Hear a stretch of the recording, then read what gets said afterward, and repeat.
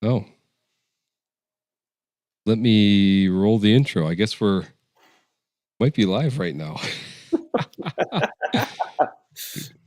Gotta Well, love it. there's the intro. Hold on a second here. Let's see.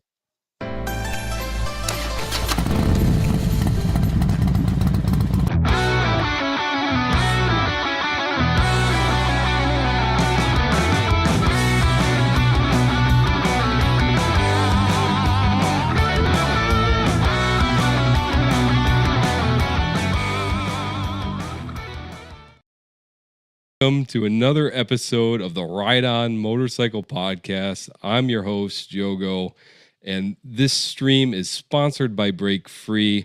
And today we're going to have a fantastic guest coming on. He is a current motor sergeant, an amateur motocross racer, and the owner of the Lock and Lean Advanced Motorcycle Course. A lot of you guys already know him, Ben Wolfe. Can't wait to bring him on. But before we do, have a couple quick announcements. First on the list, as I mentioned, this stream sponsored by Break Free. And if you don't know exactly what that is, in a nutshell, it's a light that you put on the back of your helmet. Works as a brake light. You don't have any wires, no Bluetooth. You slap it on and it just works. And I'll give you a little more information on that here in a bit. And then next on the list, if you're not in the Facebook group, I have a Facebook group. Hop onto Facebook, type in Jogo Motorcycle Adventures, click join. Love to have you in there. I share some stuff that I don't always share on my YouTube channel or on my Instagram. So get in there and join. I'd love to have you in there. And lastly, I'm excited to say I am going to be entering in my first ever motorcycle rodeo. I've never done one before, and Lock and Lean's actually putting this one on. Q from Riding and Wrenching is going to be there, and then my buddy and subscriber Andy Schultz is going to be there. And I know a lot of you in the live chat are going to be there, so can't wait to see everybody there. And I'm just so excited for it and nervous, but we'll see what happens. All right. So with all that out of the way, let's bring in Ben Wolfe. But if you guys watch the podcast, you know we got to do it the right way and bring him in with the intro. So let's roll it.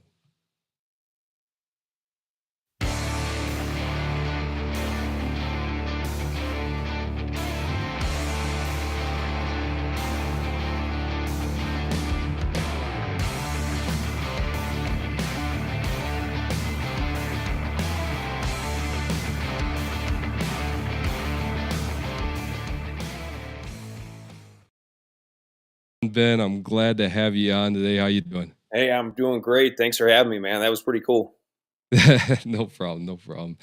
Before we dive into this, I just want to see who we got here in the live chat. All right. So first off, we have Lee Sturgis. He's saying hi, a boss lady, to my wife, not me, hopefully. But he's always about 60 minutes early. And then we have our neighborhood heckler, Riding and Wrenching. I'm sure I'm sure we'll hear a lot more from that guy. Looking He forward to it. always has something to say. And then we have Hiram Abiff. Sorry if I butchered your name. I apologize.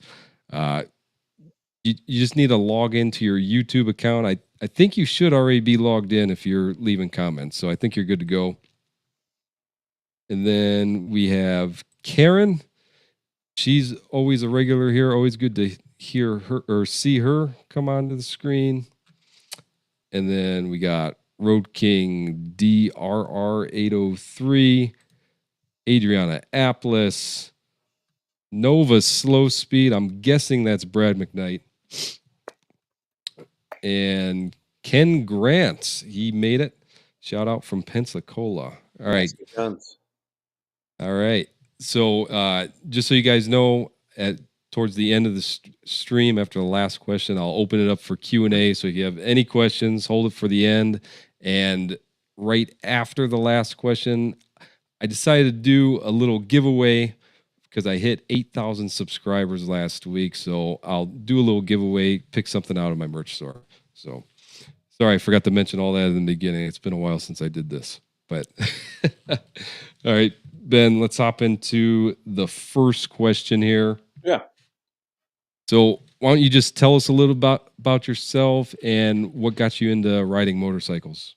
All right. Well, I'm Ben Wolfe and currently a full time police motorcycle sergeant on patrol up in the conservation areas of Northern Illinois. And I've been doing that with this department for just under 17 years. Uh, been doing police motorcycle training since the early 2000s. It was like 2002, 2003 when I got certified through Michigan State University. But before all that, just had a infatuation for anything with two wheels when I was a kid. My first motorcycle was like a cake topper toy that was just in the house and just kind of playing the game of making it go around the house and all over the furniture and watching motocross on TV and then watching the reruns of Chips, as a lot of us did that are watching. And just had a lot of fun with it. And when I was young, like elementary school age, jumped on a Honda Spree, and we had one of those laying around the house. So I was able to kind of tool around the backyard and just have some fun with that because I always wanted a dirt bike, but it's one of those things that I had to work towards. And so I kind of followed that progression of just having fun with motorsports. And I don't know, I always had a dream of doing something with motorcycles. And um, I cut grass and landscaped and did chores and got my first dirt bike when I was 11. So that was when I had my first motorcycle officially. It was a 1991 Honda CR 80. And, I had some buddies that were getting into dirt bikes and had XRs and some of the more mild mannered motorcycles that I learned on. And then when I got this bike, it was a good deal, for my family to get. But I remember watching the salesman go out, with the dirt bike behind the dealership, and he did a wheelie. And this is a grown man on an 80cc bike, and he's doing a wheelie past me. And I look at my dad and I said, "Does it always do that?" And he says, "Only if you want it to." And I'll never forget that. And then a funny little story with that side story was on the way home from getting this bike that I had saved all my money up for. We really didn't know how to tie it down properly. We were kind of new to the game with this, and it fell off the trailer onto the road as we pulled out of the dealership. So lesson was learned, right away before I even got to sit on the thing. So that was cool. And then I just progressed through motocross bikes. And around the age of 15, my dad was getting into street motorcycles again and doing police motorcycle training through his job. And I started dabbling in street motorcycles. So I ended up taking a basic rider course and got my motorcycle endorsement. But even before I got my endorsement, I was on a Sportster 883 Hugger with floorboards on it. It was like Nice. a baby heritage softail. And I started doing cone riding and training and street training, at age 15. So Wow. by the time I was 18, I started doing motocross a little bit more serious. I didn't really get into racing much because of time constraints and just travel, money. I did a couple races, just amateur level races, had a lot of fun with it, but got into doing a little bit of freestyle and some free ride jumping and kind of worked my way up through different size motocross bikes. I had a little track in the backyard that kept me busy and out of trouble for the most part. And had a lot of fun with it. And then I remember my first experience at a police motor school. My father had set up a training course for local sheriffs and was teaching through Michigan State University. And I kept telling him, "Oh, yeah, that's no big deal riding these Harleys. And I can ride dirt bikes and jump and do all this cool stuff. How hard could it be?" So he invited me out. And kind of as a call out, he's like, "Hey, why don't you jump on one of these Road Kings and show all these officers, what it's like to handle a motorcycle?" So there I go on a Road King, and I head off into the parking lot and just an offset cone weave.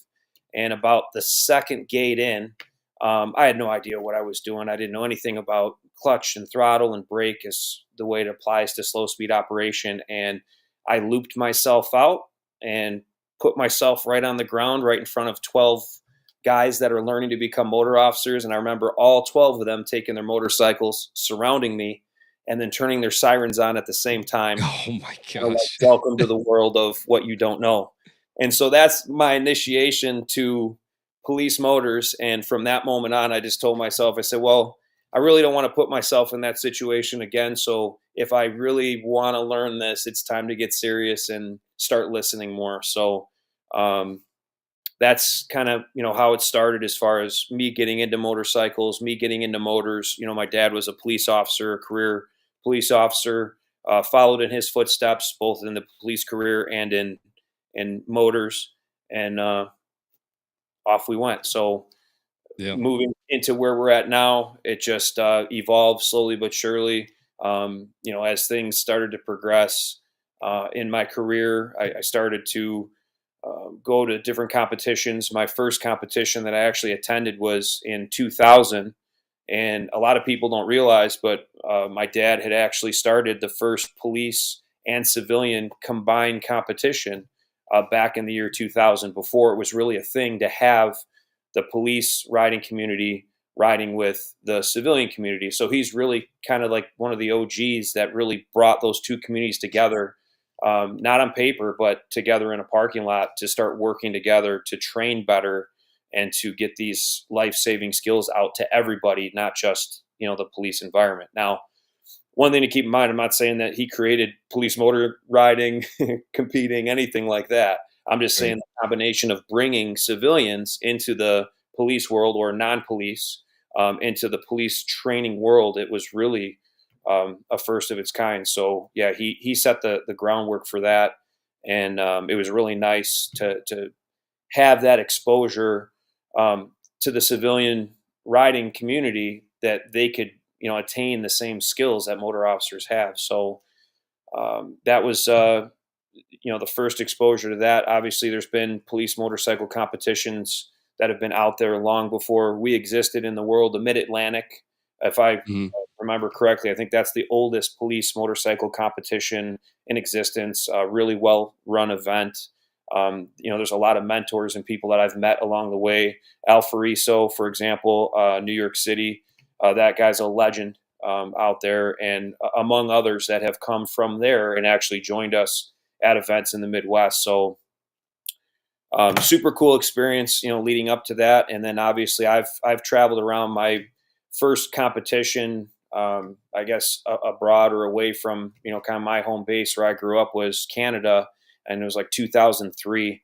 So it's 20 years ago that I stepped foot on my first range to train with officers, and that was a police only event at the time. It was my first go at it, again, away from my comfort zone, and I learned a lot from it. A lot of great riders up in Canada. I've got mentors up there that helped me along the way. Andy Norrie, I just want to give a shout out to him from Toronto. Smooth as fast. I'll never forget, the things that he shared with me at these events. And, he's always very kind and encouraging. And so, 2003, and then I got hooked on the competition side. Obviously, I was pursuing the police um, career. So it was a natural collision course Mhm. for me to have that happen. And so I was teaching with an organization, Michigan State University. That's where I got my credentials, my certification for being a motor officer, and then my instructor certification. So that's where it all started for me. And then Okay. after Michigan State, um, Midwest, and then after Midwest, I had a motocross injury racing like 2012, um, where in a practice I ended up getting crossed up on a jump and destroyed my leg pretty good and had to have surgery. So long story short, I had some downtime, and there were some things that I always wanted to do with the street training side of it that I never really found the time to put to paper. And so Lock and Lean was actually born while I was out from surgery and injury. And 2003 is when we really started rolling with classes. And then Okay. fast forward till now, it hasn't stopped. I mean, I've been training motors and civilian riders since 2002, 2003. So it's been a Yeah. really fun ride. Now, so you it sounds like your background in riding motorcycle, it goes way back. So let's go into the second question here. So you own Lock and Lane, you created it. So you want to explain a little bit what exactly is the Lock and Lane course and how was it created? You kind of mentioned how it was just created, but Yeah, so I mean, it was created from just a thought process of how can we make the training more efficient for all riders. The struggle is, in a police motor school, which we certify police officers for the job, it's usually a 2-week motor school, and there's not many non-police individuals that can just take 2 weeks off of work with all the commitments they have and just commit to such a training. When motor officers come to this training, it's 80 hours and they're getting paid and committed to those 2 weeks from their schedule to train to get certified to be professional operators on a motorcycle. Uh, from the civilian side of it, when I was sitting there thinking about the existing classes I was teaching and some of the techniques that I was utilizing off road and some of the techniques that I utilized through competition, some of the things that I learned through my travels, there were some other ways that I felt I could utilize to help enhance people's riding abilities and do it in a way that was more of a process. And it just was a little bit different structure than where I was at. So when I had that downtime, I'm like, let's go. The angry cone itself was created by me. I drew it. And the reason that that cone was drawn, I remember sitting there with my leg up, in a brace. And I remember students, over the years telling me, hey, you know what? I didn't knock that cone over, Ben. It bit me. I'm telling you, it bit my motorcycle. And I thought that was kind of cute. So I mean, that's where the angry cone was born. It was one of those deals where it's like, okay, I mean, this is cool. Let's roll with it. And lock and lean. The whole principle behind that is, I could keep hearing students in my head even to this day. If I could just lock the bars a little further, if I could just lean that motorcycle a little bit more, I Mhm. could take that turn. And I mean, so it's not like crazy over the top meaning. It's just pretty simplistic, straight to the point. Like, yeah, maximize your lock and maximize your lean before the angry cone can get you. And that angry cone represents all the things that could possibly be a threat on the road, right? I mean, we train Mhm. in cones because using cars maybe wouldn't be the best idea for someone learning, might be a little too intimidating. Using people isn't the best idea because the risk versus reward, although sometimes in higher level classes we do. Um, that's where all of that was born. So as far as curriculum, the curriculum itself is a process, and it was born from research and development and testing that I did, not only on the platform that I ride, which is a Harley Davidson Road King, but I also did it on different platforms: Gold Wings, Indians, Yamahas, Triumphs, a bunch of different motorcycles that people had that they would allow me to ride. The other thing that I found interesting is when I was injured and I had that leg injury. It was ACL tear, MCL. I had reconstructive surgery on my leg.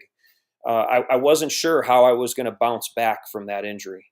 So I was trying to think of how am I going to be able to kind of work this 850, 900-pound motorcycle around with a bum leg. And Mhm. long story short, I started thinking of different processes that I've used to work my dirt bike through things that I've learned in competition, things that I've learned from students making mistakes and going, aha, I see that. And this is how we can correct it. So I went onto the range and I put in hours and hours and hours of testing turns and testing brakes and testing platforms of motorcycles and riding in the rain and riding off road with street tires. And the list goes on. And after I concluded everything that I had as far as the collection of data and studying what I was able to do with 50% leg strength and friends and family and riders that were coming out to practice with me, what they were able to do with some of these techniques in this process. The curriculum was born, and then it evolved from there. So it's a multi-tier uh, process, if you will, a multi-stage process. It goes through 4 stages, and again, it's based off of our 80-hour course for police officers. On Mhm. the civilian side of it, in the modules, you get a little bit more time to get through each module than a police motor officer would. But there's a lot of research, development, and testing that went on. Instead of just saying, "Hey, let's just try this." I mean, it started with that, but then it's like, did it work? Didn't it work? And why? Yeah, and from experience myself, I took the 101 course and I could just tell it was very well thought out, and I reached to the point to where I needed to take myself to the next level, and I've already learned as much as I could off of YouTube. That's where I get a lot of my knowledge, and Sure. there's some great YouTubers out there like Robert Simmons that's in the chat right now. He pretty much prepared me for your class so that way I could push myself to the next level. And That's awesome. I actually have a clip from when I was at the 101 course, so I'm going to go ahead and roll that real quick. All right. On day one, they teach you how to mount your motorcycle like a police motor officer. Let's have a listen. Mount up! Mount up! Stand them up! Stand them up!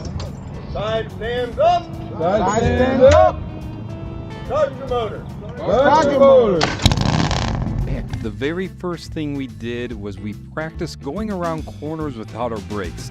This was quite difficult considering I always relied on my rear brake. We did this going left a few times, and then of course we turned around and started practicing doing it to the right. After a while, I actually got the hang of it and realized I don't have to use so much rear brake. Now that we practice with no brakes, they let us use them again during our left and right turns, and this made it a whole lot easier. We moved on to practicing turns from a stop, U-turns, and figure eights. I thought to myself, man, this is too easy. Maybe I should have went to a more advanced class. Well, until day 2 came around. They introduced us to the setup for the keyhole. It's pretty much a U-turn, so how hard could it be? After all, I practiced this a lot before I came to the course and was successful. And this is where I was quickly humbled.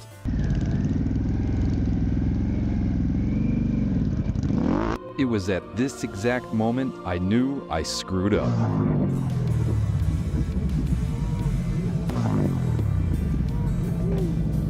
I want to recognize how dedicated my instructor Wade was. He fixed the cone before checking on me.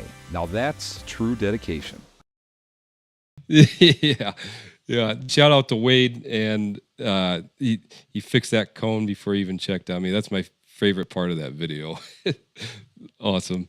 But that was my experience, a short clip of my experience. If you guys want to see the full video, it's on my YouTube channel, so just go ahead and check it out. And that was the 101 class. I'm really looking forward to. I got to schedule it, but I want to do the 102 class and the 103, and I'm going to try to prepare my best for it. But I know it's going to get a little intense there. Oh, without a doubt. But it'll be fun. Yeah, yeah. All right, so let's move on to question 3. We saw a little bit of the lock and lean course that I took, and then you explained a little bit of it. So what separates lock and lean from other advanced motorcycle courses? As far as separation goes, the biggest thing that I've always focused on since the creation of it is the process. So I wanted to develop a process for people that led to a standard at the end, something to achieve. And the process is something where we've brought in a multitude of different techniques into the 101 structure, and the focus of that structure is just technique. Cone patterns are great, but if they don't have any substance behind the technique, then you're just riding a shape. And so when I was teaching the other school, and when I was teaching some practice sessions, and people were like, hey, I want to learn how to do a keyhole. I want to learn how to do an intersection. I want to learn how to do the bleeding ulcers and all these different patterns they found. The common theme was they wanted to ride a certain pattern. And I didn't feel like riding a certain pattern should be a goal. I think the goal should be you can ride any pattern you want. So let's focus on some more technical skill building and get those technical skills more sound first before we just throw you to the wolves and say, hey, go do that keyhole. So the idea behind 101 is it's designed for riders of all skill levels. It's a good baseline and kind of the pillar of developing a rider's comfort in slow speed operation. And so it starts from a crawl It starts like your video had shown without having the brakes, using your proper clutch and throttle control. It's having your head and eye placement where it needs to be. It's using the posture of your body properly so you're not putting strain on your shoulders and your arms. It's having a clear head. It's having confidence in momentum and when to use it. So it's more fluid with your turns and your leans and your transitions in general. And so essentially 101 is the groundwork, if you will, to get people comfortable making that motorcycle more of an extension of them versus just riding a shape. And let's be Yeah. honest, when you're riding on the street, and our curriculum is street focused, if you're on the street, a shape will present itself when it presents itself. So what I mean by that is you might have practiced the intersection 100 times, a cone weave 100 times. But when a car pulls out in front of you, what's the shape? Do you know what that shape's going to look like? It could look like a question mark. It could look like a wall. It could look like an angle. It could look like a cone weave. It could look like a U-turn. So the whole idea behind our program is let's give riders the tools they need.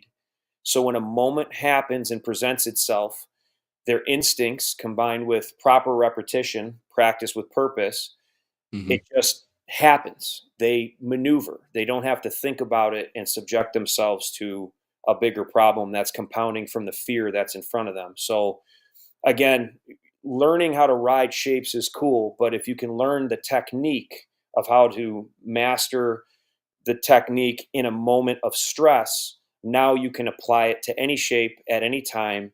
And again, we start at slower speeds and then work our way up. The second tier of that is our 102 course.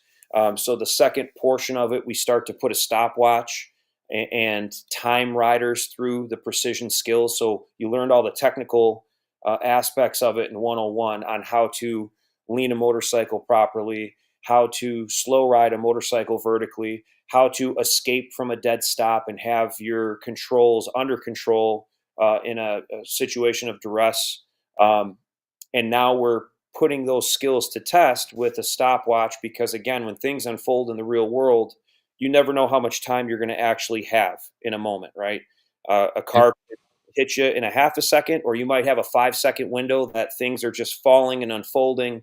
It's an unpredictable world of situations and an unlimited amount of scenarios we could come up with. So we try to create a little sense of urgency in the 102 course when you're running the precision stuff to get from point A to B with as much efficiency. We don't like to say speed because speed to me gets into people's head and they think they got to go fast. And when they go fast, they make mistakes that they can't necessarily recover from. If you can't get around the corner of the vehicle and you get trapped because you rushed it from your panic instead of taking that fraction of a second to use your process and get your setup dialed in so you clear that obstacle, it could put yourself in a bad situation, and again, time is of essence. So that's where the 102 slow portion comes in. And then we start bringing in the braking element and the evading element at speed. So our speeds in the 102 course start to creep up to 30 miles an hour where we have students coming down a chute and essentially they start to apply their braking as if let's just say a threat presented itself, an obstacle presented itself, a situation presented itself. And in the previous training that I was teaching and taking, it was very basic in the way that riders escaped. It was either kind of like a left or a right. And in my experience and training, patrolling at all hours of the day and night, our shifts sometimes go to midnight and we'll be on the motor depending on what detail we have going on. You could have so many different opportunities for escape that maybe you wouldn't think of unless you trained with it. So one of the ugly buttons in that scenario is what if you have to use oncoming traffic as an escape route? Okay. What if you have to jump a curb? What if you have to do a U-turn, even though you might hear skidding tires? You start to see things unfold in front of you where your escape routes all of a sudden disappear. And now the only option is the ugly one. Well, I decided in our training in the 102 class, when you're coming at speed, that's great if you can get stopped. But if you can't escape, it kind of defeats the purpose. I mean, I'm glad that you got stopped, but now if you get hit from behind because you're dragging your feet on the ground, or you have no control over your clutch, or you panic and you launch your clutch and hit the car in front Mhm. of you, that was kind of the building block process between 101 and 102. Again, trying to get into more of a realistic environmental type training for 102 to start applying the skills from 101. And we do evasive maneuvers in 102. We do different escape routes. We do a curve negotiation and braking in a curve. We do some group riding. We do a nice mix of things throughout the process, and then we reinforce what they learned in 101. And then after that, we go to the 201 course. So that would be my third course, is 201. And essentially what we're doing is we're increasing the speeds, we're increasing the intensity from 102. The standards are always very, very similar as far as, the process to get to the end goal, which for us is trying to get students to graduate our classes before they move on to the next level of the class. In the past, people would call me up and say, "Hey, I've been riding for X amount of years. Can I just jump right into your highest level 301 class?" And I used to say, "You know what? Yeah, why don't you?" But then this is what I found: when people would just skip the other modules of our training, they would get to 301 and they'd see other students that had gone through each step of the process, if you will, the cart before the horse, right? That's where their Mhm. mindset was. And I'm going, take a look at what this person's doing differently than you. And they said, "Well, I didn't learn that." And I said, "Yeah, because they learned that in a different class where we had more time to focus on that. Once you get to a higher level, or my highest level class, we definitely focus on skills, but I have an expectation that you have some of the basics, or a lot of the basics, down, so we can move forward with some of the intensity that's presented." So when you go to the 201 class, I'll give you an example. We kick the speeds up to 40 miles an hour, and people have 67 feet to stop. And then if they don't get stopped in time, they get swallowed up by the 8 escape routes that are possible. Um, you know, in the olden days when I taught, it was 62 feet, but you had 2 directions to go and you had to check a mirror for a flag. And that was great. I'm not saying that's bad, but I decided to take it to a different level, saying in real world environments, and as close as I can get with traffic cones, right, without bringing people or cars in, what can I do? And that was the ugly. Bring in those escape routes into oncoming. How about oncoming to the far curb? How about oncoming near curb? How about around the car and then back through car parks that have scattered everywhere? And we're going to do it after we slow down from 40 miles an hour. So it's what, 59 feet per second, I believe, that you're covering the ground. And at 67 feet, if you think about it, you got the length of the motorcycle. You have the length of the motorcycle with 8 different possibilities of escapes that we call out. And you have to make it happen without putting your foot down or making a mistake. So we're trying to develop muscle memory in a threshold type environment where a rider will be like, "You know what? I've been here before. I'm not going to panic. I'm just going to apply the tool right now, and let whatever happen. Because there are certain situations in life, right, we can't avoid. You could be the best rider in the world, the best competitor in the world, and a car comes out from nowhere and T-bones you, and all that training. I mean, I'm not saying that it's for nothing, because it's not, but in that scenario, Right. like, it's real world. So the 201 class definitely intensifies the level of turn, the level of demand of braking, the level of escape, the narrowness of the pattern, the speeds of the slower speed time patterns, if you will. And then we also have a precision element where we bring people in and we start tightening corridors up more and more. Because one of our sayings is, don't ever ride into a place you can't ride out of. So in order to feel that confident that you can go in somewhere and make a turn or a maneuver without putting your foot down, we have to keep raising that bar as we progress, through our classes.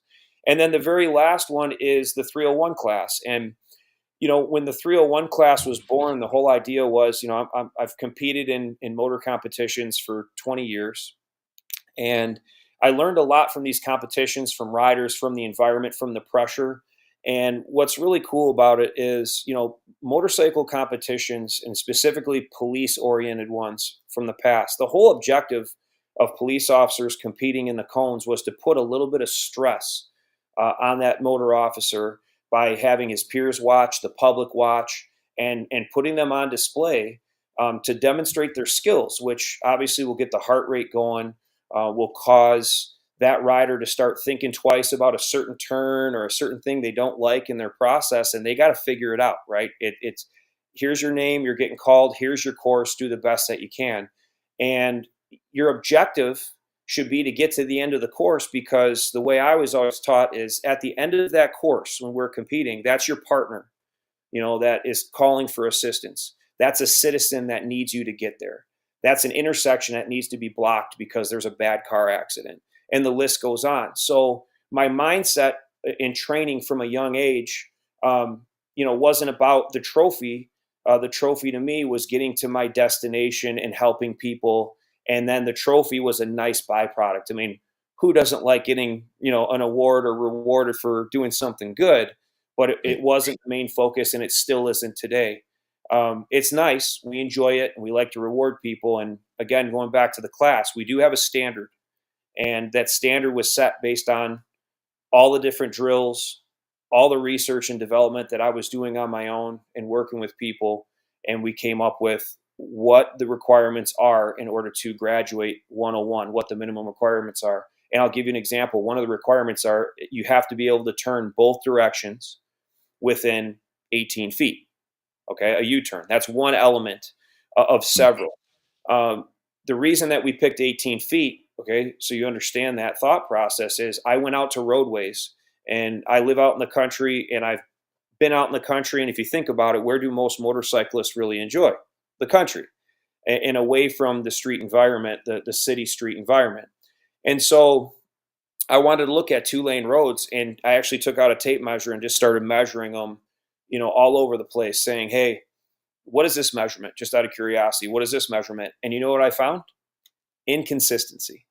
So I'd have a roadway that, was 22 feet. I had some that were 20 feet. I had some that were 17 feet that tapered up and then back down. Some had gravel. Some had lanes that merged out of nowhere. And I'm thinking to myself, okay, let's kind of find an average that we think at our basic level class, okay, still an advanced class, but our basic level class would accommodate most people on 2-lane roads or narrow passages.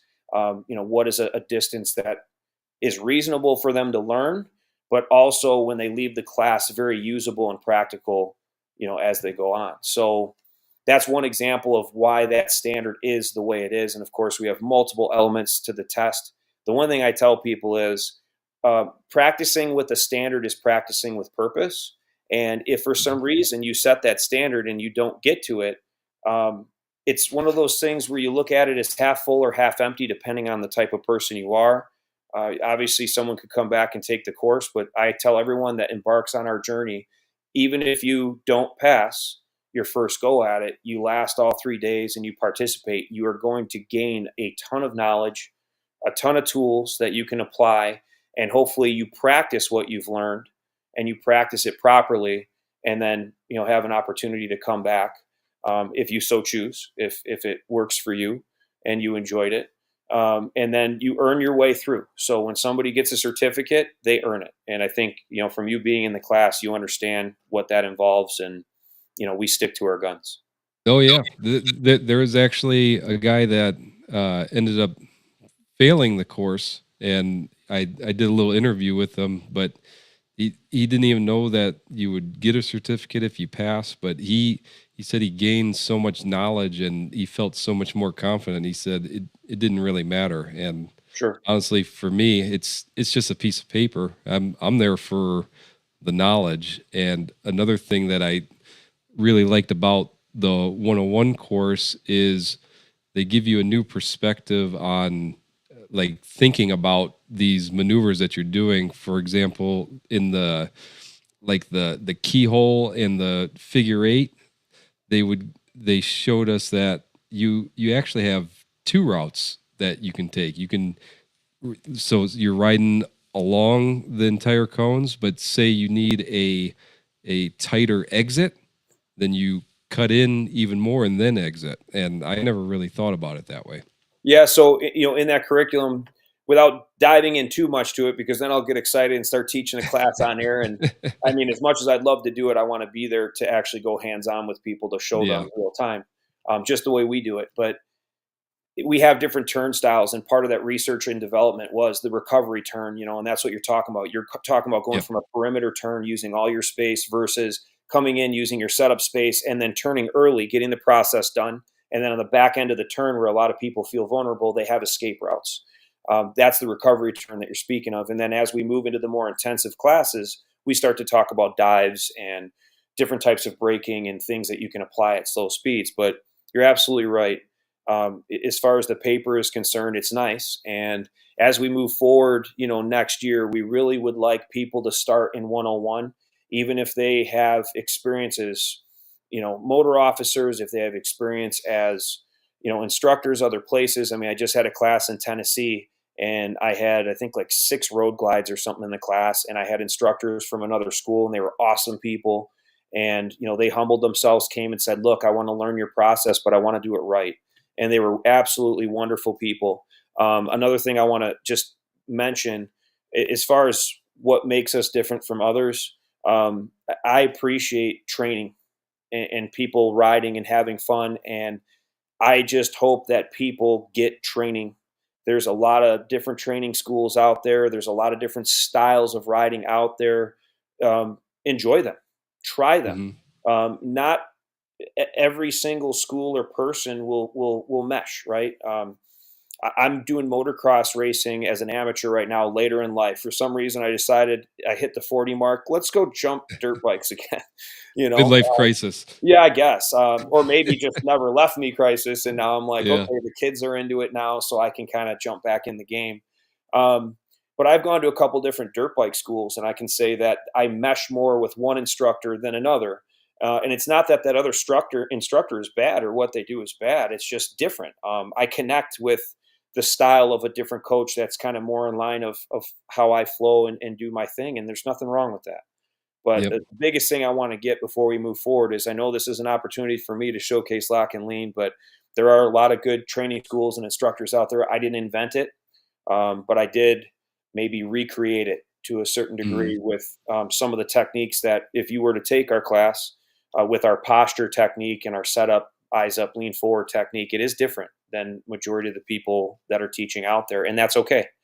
I found that that process has worked tremendously with the people we've trained. We've had great success stories and a lot of growth in riders, and we have a lot of fun. Not only do you get to tolerate some intensity, but there's a lot of bad singing, maybe a little bit of dancing going on, horrible humor, but it's all in good fun. So we enjoyed them a lot. Yeah, I encourage you guys, if you haven't taken one of these courses, go for it. You're going to be hooked, and you're going to want to move on to the next level. So, off of that question, you explained that extremely well, thoroughly.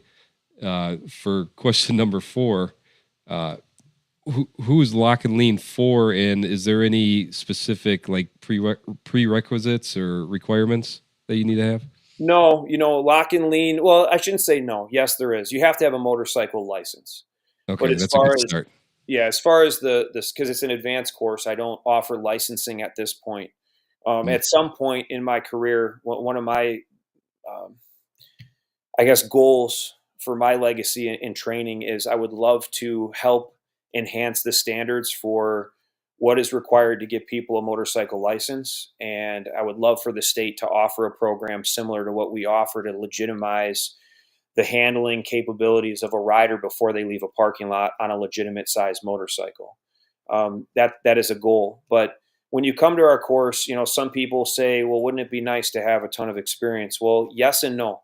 So I'll give you some examples. If somebody comes with 30 years, 50 years experience, they may come with 30 or 50 years of bad habits. And old habits die hard. So, you're trying to break the dragging the feet and grabbing the front brake at slow speed. You're trying to, get around the fact that they've never really rotated the bars and lean forward and felt what it's like for a motorcycle to truly lean towards earth and then catch it underneath them in complete control. And so that's just, it's one of those things that, we get a new rider that has zero experience, and they come in and they don't have bad habits. So you'd be surprised that some of those riders will actually outperform, let's just say, their spouse. So one example, and I won't name any names, but I've had a husband and wife duo several times throughout my years of teaching. And I've had the husband who's been an instructor of a program and the wife who is not. And she passes the course and he doesn't because he's got his stubborn ways of doing things.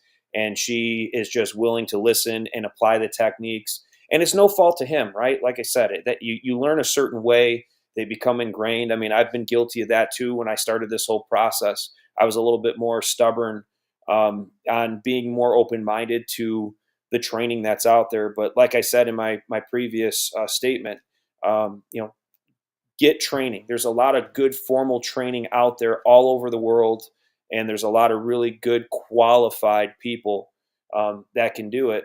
And so, as far as requirements are concerned, bring your motorcycle of choice. Have a endorsement, and you're good to go. And then an open mind. Yeah. And that's all I say. And then as far as the effort goes too, as long as a student stays focused and dedicated and desiring to learn, our instructors are second to none. They will not give up on you. They will work with you.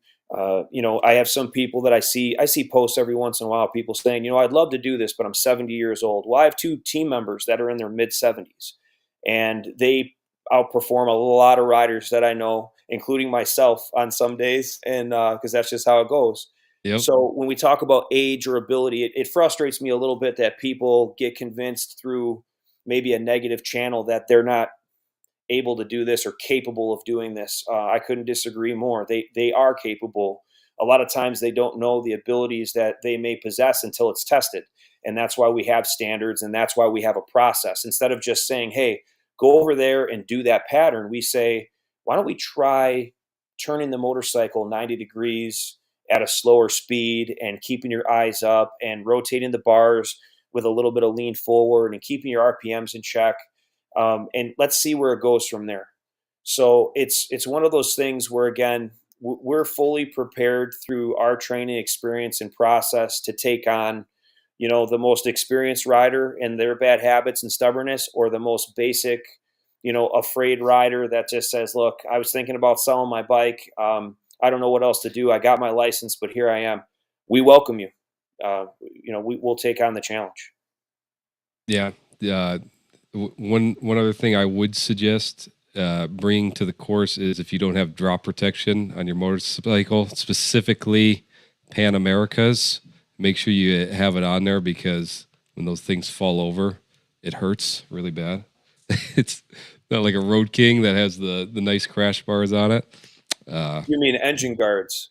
Yeah, and engine guards. My fault. Because listen, it ain't crash guards. It's not guarding you from a crash. You've already crashed if you're laying on the crash guards. It's an engine guard. All right, fair enough. But then to go into the instructors, the instructors are great. I mean, Wade and Dave, top notch. Dave's a little bit of a firecracker, but but he's very good. Yeah, I saw Q make a comment about my singing. What about Dave's humor? Uh-oh. I mean, come on. Here he goes. Yeah. We'll get him fired up. All right, so let's move into question 5, and then I'm going to bring in a little information about the break free for question number 5. In your opinion, what was the most important skill that riders should practice? I know there's going to probably be multiple, but if you only had to choose one, which one would it be? I can't.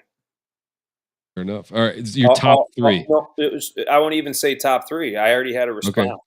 All of them. And let me explain. Right. I mean, there's an explanation to it. I know that go for it. That seems cookie cutter and like I'm trying to get out of the question, and it's not true. A lot of people will say the most important thing for riders to learn is the road speed braking. And I don't disagree with that mindset, that learning braking at speed is great. But if they don't know how to control a motorcycle at slow speed, what's the point of sending them at 20, 30, 40, 50 miles an hour to try to stop a motorcycle to just be sitting there dead in the water with, 900 pounds of dead weight? That's why we have a process to build up to those speeds, and we have a process to getting people from a turn of the key comfortable with that motorcycle and whatever platform they have. So it's one of those things where, again, I've heard a lot of people in my time training over 20 years say, that the braking is the most important thing. No, it's one of the most important things. You want to have a well-rounded rider from the turn of the key, because if they can't get to the roadway safely, what speed they brake at is irrelevant.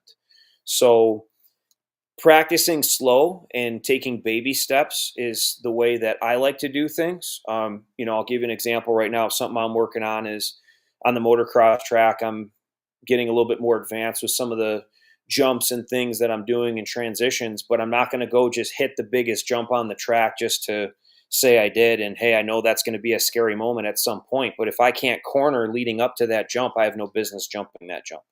So it's no different than if somebody can't keep their feet up balanced and have confidence at slow speed, maybe they should rethink going on the highway on a long ride with 400 people at a charity event.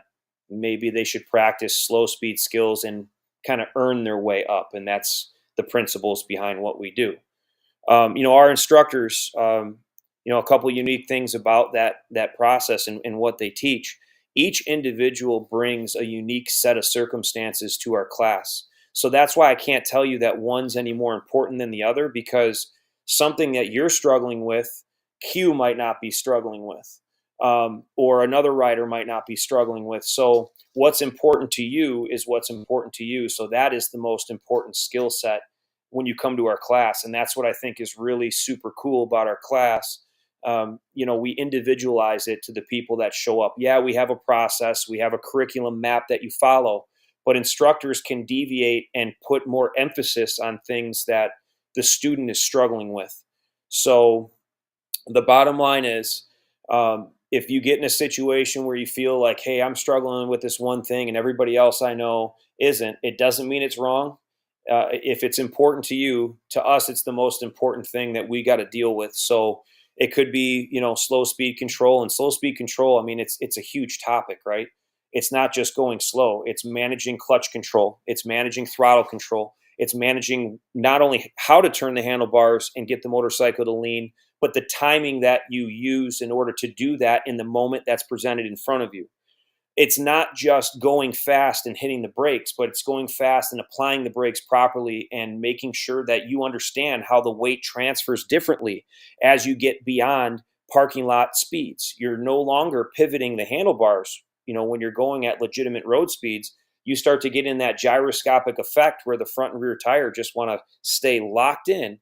How many people have actually trained in that gyroscope to know that not only are there gyroscopes externally with the tires, but there's gyroscopes internally that are turning with the flywheel and gears and everything else. And it's important that you do understand that and then know how to apply it. But what is most important? If the person can't safely get to that speed, if the person can't turn onto the roadway or, into the highway safely, to me, yeah, braking's great, but I don't think it's necessary for that person. But again, I'm not the keeper of that person. So if they decide to take that risk, again, it's each individual person, addressing what's most important to them. Yeah, I mean those are all great points, and that question is definitely a little tough to answer in that way, trying to single out one. But I 100% agree with you. All those things combined is the most important, and that brings up a thought for me. Do you think they need to rethink the basic rider course? Because me looking back when I went and took it, I think it needs a little bit of updating. I do. And I think the problem is a lot of people, they don't know what they don't know, right? So they Hmm. show up, and in my experiences in the past, I've seen dealerships firsthand send people to the DMV to take a class or to take the test, and they're taking it on a Honda Rebel, or they're taking it on a moped, but they're selling the person a Road Glide. They're selling the Yep. person a Honda Goldwing. And although the physics at the most basic level are the same, the way that those physics interact with the rider are completely different, with more horsepower, braking power, lean angle, geometry, all the different things that come together for those in particular machines in that moment. So a rider will go down, ride a Honda Rebel, get through the course through miniature cones, and now they get this license and they feel I'm ready. Like I'm Yeah. ready to go because I would hope that my state and my local government would, assign something to me, a training to me to look out for my best interests. And I think we're falling a little bit short there. I think having somebody come and actually test on the motorcycle that they're going to register to ride on the road, that's a starting point. I've heard of graduated driver's license programs overseas where somebody rides a smaller motorcycle and gets comfortable training and working on that. So it's more of a progressive approach, kind of like what we do with our training. There's a lot of different avenues we can go, and I've approached it. I'm not giving up on it, but these riders at the basic level, they really only get up to parking lot speeds and a little bit beyond. I mean, to a point where you could drag your feet almost and stop the motorcycle. I don't know how that's adequate enough to now let somebody take, let's just say, a ultra classic or a Goldwing out, and then is there any rule that says they can't put a passenger on the back? So now they don't have that training experience. They have kind of a false sense of security. They head out on the road, and next thing you know, a deer runs out in front of them. They've only experienced training and doing threshold, if you will, braking Hmm. at 10, 15 miles an hour on a bicycle with an engine. And I think it really limits their potential to safely negotiate past that threat. So yeah, I do think there needs to be some reform in that. I'm not saying at the basic level it's not a bad idea to get people through a program like that where they're just getting familiar with the motorcycle. I think it Hmm. has its place, but do I think it should license people to go down the road at 70 miles an hour? I Nope. personally do not. So Nope. it's something that I hope in time we can change, that maybe they would help subsidize people to come take a more advanced training similar to ours or others that are out there. Yeah. And then Robert Simmons, Be the Boss of Your Motorcycle, says, unfortunately, if they change the standard of the basic rider course, it would just lead to more riders riding dirty than they are now. Yeah, I mean it could, but that kind of goes with everything, right? The standards. I don't disagree with that statement, but I'd be willing to take the risk of I think most people make the right decision in life. Like for example, me being a career police officer, I don't look at the world as a negative. I look at it as a positive. Most of the Hmm. interactions I have with people are positive. And I know he's a career police officer too. So it's one of those things where we got to look at it and say the cup is more than half full here of people that I believe would say, you know what, I'm not going to skip the licensing if the state's going to offer me a way to keep myself safe, to keep my family members safe, to keep me in a position where I can actually see my retirement and enjoy the fruits of my labor. I don't know that many people would just, sidestep the law. You're going to have a few, and that's just what's going to Right. happen. But I don't think that's going to be the majority. Yeah. And one big thing I think, so like I started riding about 10 years ago. None of this motorcycle stuff was really, I don't even want to say like big, but or it wasn't really popular. And then you started seeing a shift where people on YouTube, like there's a bigger shift of people like stressing that you need to learn this stuff, which is Sure. a huge help. Yeah, it is. I mean, obviously, social media has been great and also bad in different ways. But Hmm. for the most part, as far as getting the message out that, hey, these opportunities are out there all over the place, I think it's great. It's like going back to our class when we talk about differences. A lot of people just assume that maybe it's just another run of the mill police class, or maybe it's similar to an MSF class. They just assume training's training. Uh, but no, I mean, the standards that they were able to learn from our instructors, for example, like, lock and lean instructors, we have a very, very strict standard, and each instructor has to go through training with me. They have to be graduates of the program. So every instructor that you're learning from, it's consistent. The message, the training, the curriculum, no matter where you go in the country to take a lock and lean course. And then when I was taken, back by some other students that have taken a state standard course, they're going to a course where one instructor says one thing, one instructor says another. There's mixed messages, even though there's cards to read from. And I guess we have a little bit more discretion. We have an outline to follow. We have a common goal, but how we get there, the instructors learn different processes of consistency. So again, it goes back to standards, right? And what are we using for a measurement of that standard? And that's something that, my opinion is, I think it should be a stricter standard than what it is, just for the safety and enjoyment factor of people that are out there riding. Another thing with us, like, we don't franchise either. So when you take a course in Florida, it's not a franchise of Lock and Lean. It is a direct representation of Hmm. me, because I'm overseeing what, Master Guns Grant is doing down there, and he's giving me feedback throughout the class and sending me videos of students and different ailments they're having that he's working through. I would just like to see more consistency throughout the country on whatever that standard is. Whatever is decided on, it'd be nice to get a consortium of people together and say, what is our end goal? We want people to handle the motorcycle at slow speed. Okay, what size motorcycle and how tight is that standard? And then Hmm. we want people to be able to stop that motorcycle in a certain distance. And what is that distance and what is that speed, where we feel that they'll have the best chance of survival and have the most fun on a motorcycle. And yeah, so will it change? I don't know. I'm going to give it hell, and we'll see what Yeah. happens.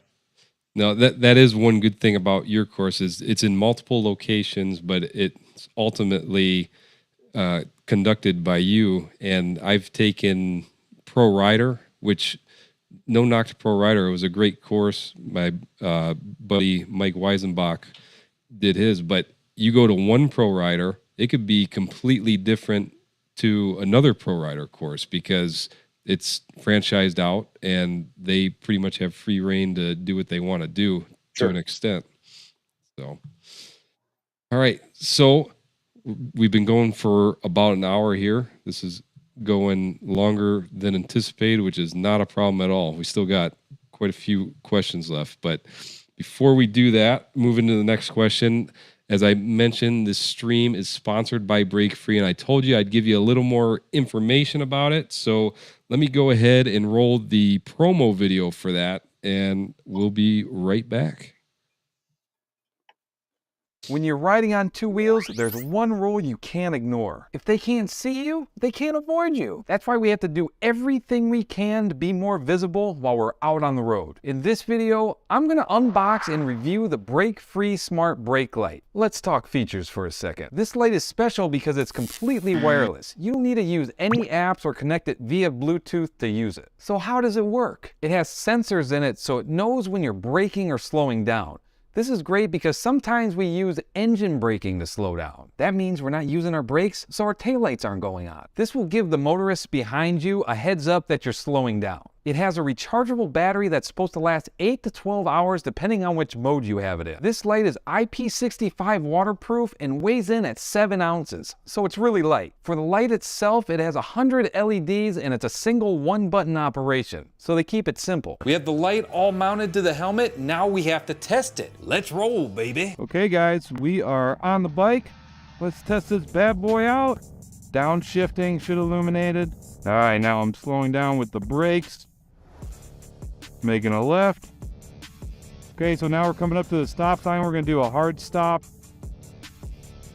Should have blinked. All right, now we're gonna do some head movements to see if this thing's gonna blink or not. They claim that it won't, so we'll move my head up and down, side to side and stuff. All right, now I'm rolling off the throttle. All right, guys, that was the ride test. As you just saw, this light works exactly as advertised. So what do I think about it? This is a fantastic product. Not only does it look cool, it adds an extra layer of safety.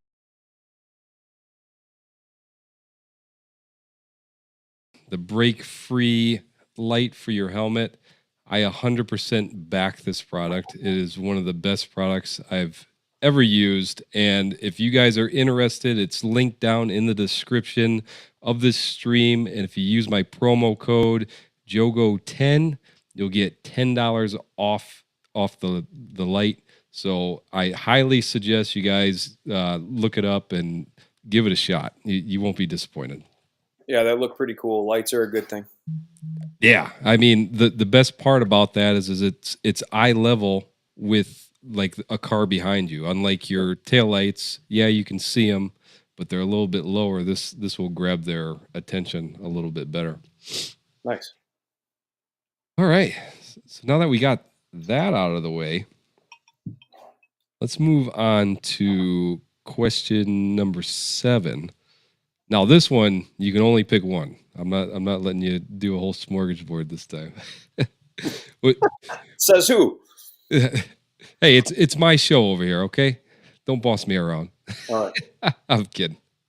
What do you think the most important upgrade is on a motorcycle that pertains to slow speed maneuvers? So I wouldn't just put it all into one category of slow speed Hmm. maneuver. You can't get that out of me because I don't believe in that. If your motorcycle should be set up in a way where you can handle it at slow speeds, and then you can leave from slow speed in that parking lot and go right on the highway and be safe and have control of that motorcycle. So to summarize it in one block, the best I can, my friend, Okay. is the controls, the actual capsule that's around the rider. So when we talk about one thing, I'm going to put it in one package: handlebars, seat height, and controls at the most basic level. So I get students that come to classes, and sometimes you'll be able to see a video or two of me out there riding different motorcycles that students bring to class. And I see people with handlebars that are, up here, or I see people that have drag bars that are super low. They got their seat really low and their legs are in the wrong spot, or you get a tall guy that just got an ultra classic and now he's, basically sitting on the frame and his handlebars are hitting his knees. In our classes, when you take the 101, whatever you bring, we try to make adjustments to the best of our ability. So when I talk about being able to manage your motorcycle at slow speed, you should be able to manipulate the handlebars and controls as an extension of you. No different than you flexing your fingers, closing your hand. That's how the motorcycle should turn for you. That's how that motorcycle should accelerate for you. That's how your back should feel. Your body shouldn't feel tense. Your arms shouldn't feel extended way out to the point where they max out and you can't safely make a turn. Your foot shouldn't be cramped to a point at an angle that, as you're applying it at slow speed or during the braking process, you start to cramp up. You shouldn't be getting arm pump. Okay, so if you got your handlebars set with your hand grips and your levers in a way that creates a T-Rex effect, you're starting to get, fatigue, and it's going to put more strain and stress on you in the process. So the seat height, that's a huge one too. If you look at how a standard police motorcycle comes from the factory, the seat is taller. The handlebars are not your traditional beach bars or buckhorns. They're a nice heritage softail style bar that's nice and level, keeps the shoulders, the arms level. If you look at the way that the officer is positioned forward and the floorboards are set, everything is there for a platform to use the motorcycle as a tool for a long shift or a long detail. I think that a lot of motorcycle manufacturers are missing the boat with how much skills training is out there for people to jump on. You'd think they'd catch on thinking, wow, look at how these people are riding. Look at how those people are riding. Look at what that person can do on this motorcycle when it's set up properly. But again, if we're being realist too, they're also looking at it saying these are accessories that they can buy after the fact. Police officers need it for the job now.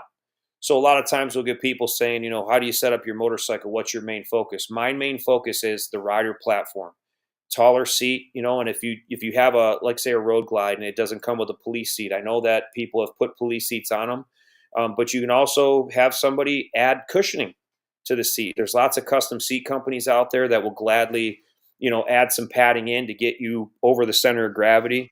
There's companies out there that make different types of handlebars, adjustable ones, some where you can actually, go in the dealership and test out to see what puts the reduced amount of strain on your shoulders, on your elbows, on your head. As far as brakes, I know that there's extended brake pedal companies out there, Soft Brake, Kiriakin, and other aftermarket ones where you can lower the brake pedal just enough to where your foot is actually a little bit more relaxed out there. Those are basic things that, if we're talking about to have control over a motorcycle, what my focus is, it's those things. And then obviously it gets more advanced as you get more advanced. If we're looking on bolt-on parts, people always go for high horsepower. It's kind of the cool thing to do. I remember when I was first getting into Harleys myself, there was like 100 horsepower club and all these crazy things and upgrades. And that's cool. If people can handle it and, that's what they want to ride with, that's fine. No problem with it. Just as long as you have the skills to keep that motorcycle within the lanes. But suspension's a really good one. There's a lot of aftermarket suspension companies too that make a really nice ride, especially if you have a passenger. It's good to have Mhm. something beefier back there so you're not bottoming out, especially if you ride in warmer climates where you start to get boil over, you start to get that fluid heating up, and then you start to lose that support from the fluid. There's Legends, Olin's, there's a bunch of different brands out there that if they're set at the proper height, by a mechanic, they can do you really good. So I guess I lost because I was just going to, I mean, honestly, in our class, like people bring every kind of motorcycle imaginable, and we just walk through. And some of them say, "Look, this is as good as it gets," or "This is the style I want," and that's okay. Mhm. We will do the best that we can with the motorcycle that we have and the limitations that it presents. But we will also show you the benefits of having a motorcycle that's fitted to you properly. And one more thing to add to that, it drives me nuts when people go to dealerships and this is how they size them up for a motorcycle. How are you going to finance this today? Oh, Like, yeah. no, no, no, no, no, no. How about let them sit on different motorcycles? How about ask them the type of riding they're going to do? Maybe talk about experience a little bit. Those are the types of questions I would really like to see. But I understand it's business; they're trying to make a sale, and they got to live with that. But I really wish, again, they could solve a lot of problems and increase the amount of joy people have on motorcycles if right from the get go they set them up on a platform they felt confident in. Yeah. Yeah. I couldn't agree more. A couple of the upgrades that I recently just did was the police seat, and let me tell you, that is total game changer. I'm Mhm. spending all this money on these other aftermarket seats, and you can get a used police seat for 350, $400 like Sure. I did. And that's got to be the most comfortable seat I've ever sat on. Not to mention, it pushes you forward a little more, Yep. and it just makes it so much easier to handle the bike. And Well, one more thing I want to throw at you too, Mm, and so Corky over here said I can see the comments that I lost, and he's one of my students as well. Yeah, I did. But there's one important thing too with the internal components, the basic wear and tear parts like a clutch. I mhm. got a call from Q not that long ago asking about clutches, and he's like, "What do you use?" I use stock clutches. My favorite clutch of Harley Davidson is a clutch that's on eBay that somebody put 30,000 miles on, and then they're like, "Hey, I upgraded." I'm like, "Cool. Let me buy this already broken in, and let me put it into the motorcycle." As far as oil is concerned, we use very basic oil. We tend to use Rotella T4, which is a diesel engine oil in our primaries. Mm. It's a little bit thicker. It's basic. You can find it at Walmart. So when people are, considering all these different upgrades and performance upgrades, I mean, sometimes simple is better.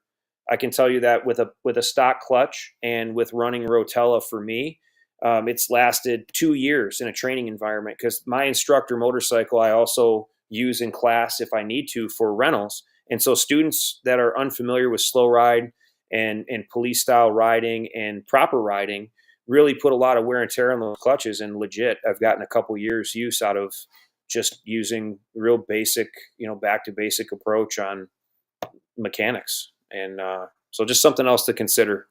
A lot of Yeah. people that I've had as students jump to like a Screaming Eagle clutch or something that's more grip and rip, and they really struggle or they burn those clutches out because they're designed for go.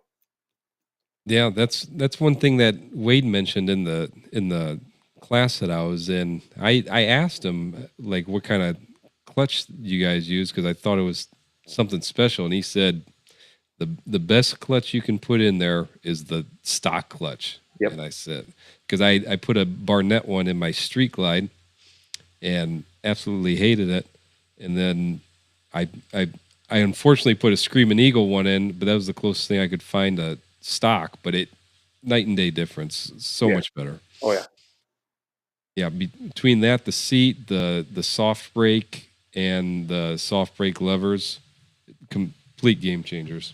Absolutely. The ergonomics of the motorcycle are most important before any horsepower or any, performance upgrades. Yeah, I couldn't agree more. All right, so now let's move into question number 8. We got what's your favorite part of being a motorcycle instructor? For me, it's the aha moment. Hmm. It's It's when a student comes in and you can tell that they're very passionate about motorcycling, but they've got some fear and some reservation, and they don't really know where to go. They've tried a lot of different avenues, and they just get to a point where they're banging their head on a wall and maybe have had some close calls. And then as we start working through our process, and sometimes we have to take a step back to go forward, which I really enjoy with our program. We've got multiple tiers in like our 101 class. So let's just say we have a class of 6 for an example, and 3 are they're getting it, it's clicking, they're feeling good, let's move on. They continue through the process. Well, we still keep those other students that aren't clicking at the same pace, but we might have to introduce them to something and then take them a step back to say, okay, you saw what was required to get to this step. Let's go back now to something that you were struggling with. And now that you've seen this, does this make more sense? And they go, oh, yeah. So they go in there and then you see them make the turn. And usually on the range, I mean, I've got videos I got to dig up of the instructors, but you'd think somebody won the Super Bowl or the Stanley Cup when it finally clicks. And I know in Tennessee, Jeff Beck, our motor officer extraordinaire instructor from Wisconsin, the passion that pours out of him is just undeniable. It's a beautiful thing. And there's a student that came in that had these goals and he wanted to graduate, but he had some stubborn bad habits. And after the class was technically over, I see them still working together out there. And then as we're just starting to pack up, I just hear the wahoo, and I look over and here's this guy. It clicked, and he's going left and right in 18s, and he's like, "Why didn't you just tell me that?" It's like, we all laugh about it because it is a process and it takes practice and it takes dedication. But yeah, it's exciting to watch the success of the students. When I was younger and doing competitions and really getting my feet wet and becoming an instructor, I had a lot of joy, going out there and kind of showcasing what I can do. And now it's more so the reward of seeing what someone else can do, with the right tools and confidence. And we encourage people when they come to class. I mean, bring whatever motorcycle you want. Sometimes it's just a matter of seeing a professionally trained person get on that motorcycle and either do good, or maybe we find limitations that we weren't even aware of, and then we work together to figure out how we can make this platform work or change the platform or just deal with whatever those limitations are. So the individual successes, as we progress. The other nice thing I like is I get a lot of emails and phone calls from former students, and they say, I could hear you. I could hear you say, get on those brakes, keep your head up, keep your head up, keep your head up. I could hear you guys say, lean forward, because you said it so many times that it became ingrained into my head. So when that situation presented itself on the roadway, I just instinctively went back to what was echoing in my ear out of passion, right? Not spite, not Mhm. anger, to make them survive that situation, to help them survive and make the decision that worked that day. Will it always work? Of course not, right? Every situation is unique and we can only cover so many things in a class, but those are the rewarding moments that, I reflect back and look and say, it was worth it. It was worth the time. It was worth the blood, sweat, and tears, the travel, the investment, the hours and hours in the rain, in the cold, training, studying, researching, writing down, doing it again. And yeah, I think that pretty much summarizes it. Yeah, that's got to be an awesome feeling to see somebody finally get something that they weren't getting, and it's like Christmas, seeing them actually get it, and it's got to be great. And two things that stuck for me from the class is attacking the dead zone, and they said that a lot: attack the dead zone and practice with a purpose, and that gives me a whole new meaning when I go out to the parking lot and set up cones. I mean, I'm doing it for a reason, not just to do it now. Yeah, and just to expand on that just a little bit, when you talk about dead zones, most people, unless they've taken our class, they have no idea what you're talking about, and that's Hmm. okay. Hopefully, they come and they learn what that is. But when people practice with a purpose, the whole idea is you show up to a lot, and what is your goal? Repetition is great. There's no doubt about it, but it has to be proper repetition. Because I've heard people say practice as much as you can, but if you're not practicing properly, you're developing long-term bad habits. And so it's one of those things where having a formal training environment, at least a couple times in your life on the motorcycle, is a good thing because you have another set of eyes that's seeing something that maybe you think you're doing right from this video you watched, or you think you're doing right because you think you've emulated what you saw or heard. But in reality, you're off this much. And all it would have taken was somebody, even an untrained eye for that matter, to either capture it on video for you or come over there and say, hey, look, you missed this turn by 3 feet. Like you didn't use 3 feet of space that was available to you. But in your perspective, maybe you're riding a road glide or a gold wing and you didn't see that you missed that space. It's important that when you set up practice sessions, that purpose is, what are the limitations? Have barriers and boundaries that legitimately will tell you that, hey, I hit a cone. Hey, I tipped over a tennis ball. If people just go out and practice in empty parking lots, that's great. But if they're just practicing turning and they think that they're doing an 18-foot turn, but they've never measured the parking spaces, and in all reality, those parking spaces are 10 feet. So now they're doing 20-foot turns, and then they don't realize that they're within those painted lines. They're outside of them because they can't see when they're on top of the motorcycle. Now they're turning in 22 feet. And then they get to a roadway that looks about 18 feet, and they have a false sense of security from practicing something that wasn't, I guess, standardized or regulated. And they had no idea that they were outside of that until it's too late. And they start making that U-turn. And next thing you know, that front tire ends up on a gravel shoulder and pushes them down into a ditch. And they're like, well, I did everything I could. And it's like, no, you missed that purpose part. Same with learning patterns. Learning patterns is great and it's a fun challenge, but working on technical drills is better than learning a pattern, because a Mhm. technical drill will get you through any pattern. So, Right. when you know that you feel comfortable in your platform, you can set up any pattern or show up to a rodeo and get yourself through a pattern. May not be the fastest, but our goal and focus here is the cleanest. Yep. Because if you're not clean, and the standards in our class, you have to pass it clean at all levels. Because the bottom line is, if you're touching a cone, you've just hit the corner of a car, right? Yep. So that's why it's super important when people practice repetition that they have boundaries, they have barriers set, and they know that they've made that mistake versus a false sense of security that can set them up for failure. Yeah, I encourage everybody, go get you a cheap little tripod. You don't have to post it on YouTube or anything or become a YouTuber. just just record yourself doing this stuff, and as you said, Ben, like it'll actually show you if what you're doing wrong, so you can go back and look at it. I couldn't tell you how many times that's helped me so much, because typically when we're out practicing, it's by ourselves, at least me. So I don't know, I can't see what's going on.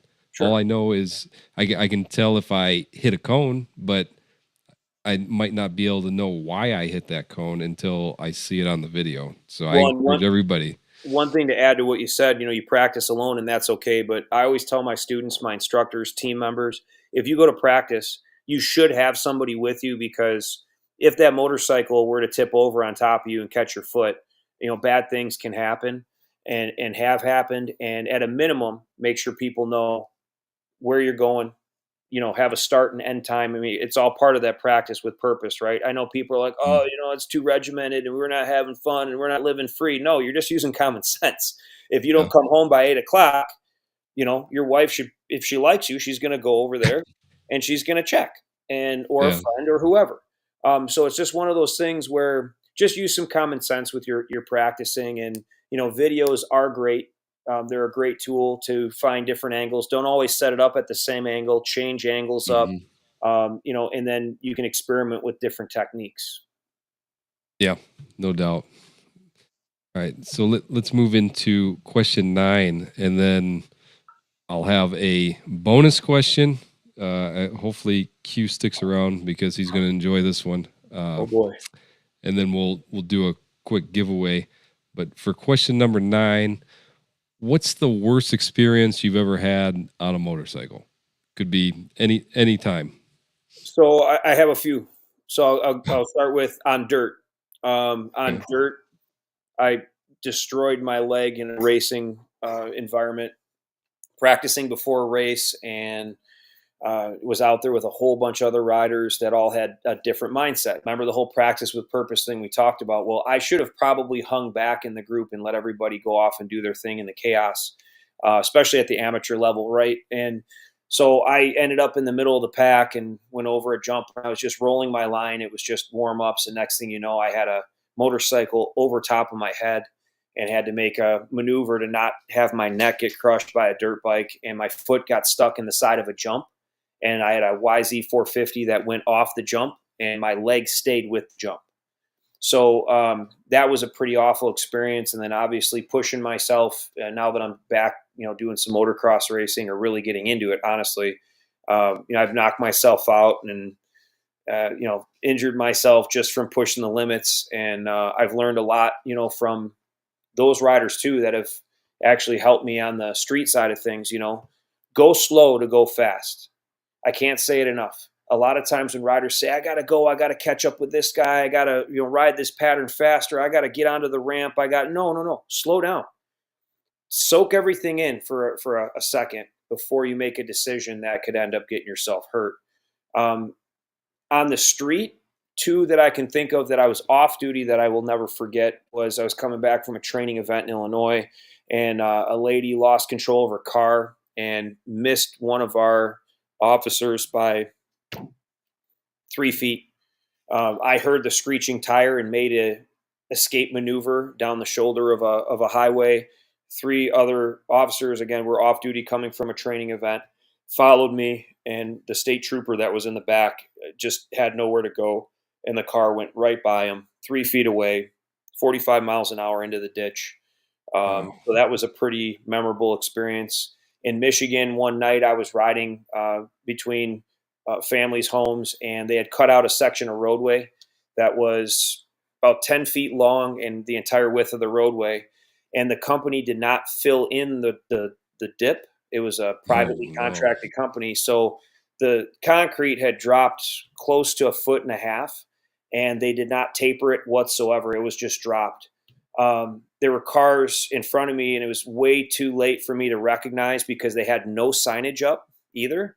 So now this company just left that the state hired, and I watched a car go down into it.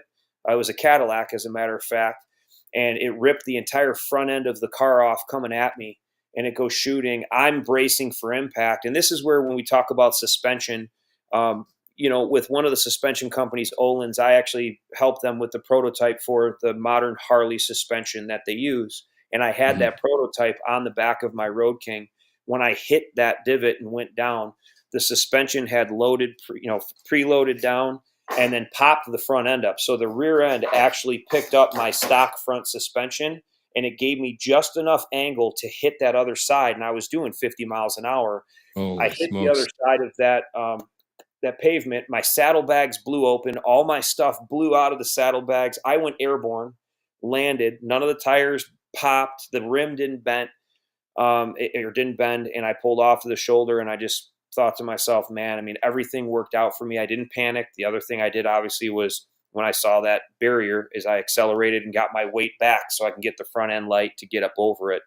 And then the final step is, being a motorcycle officer at my department, I'm on patrol. And I've responded to calls with armed subjects.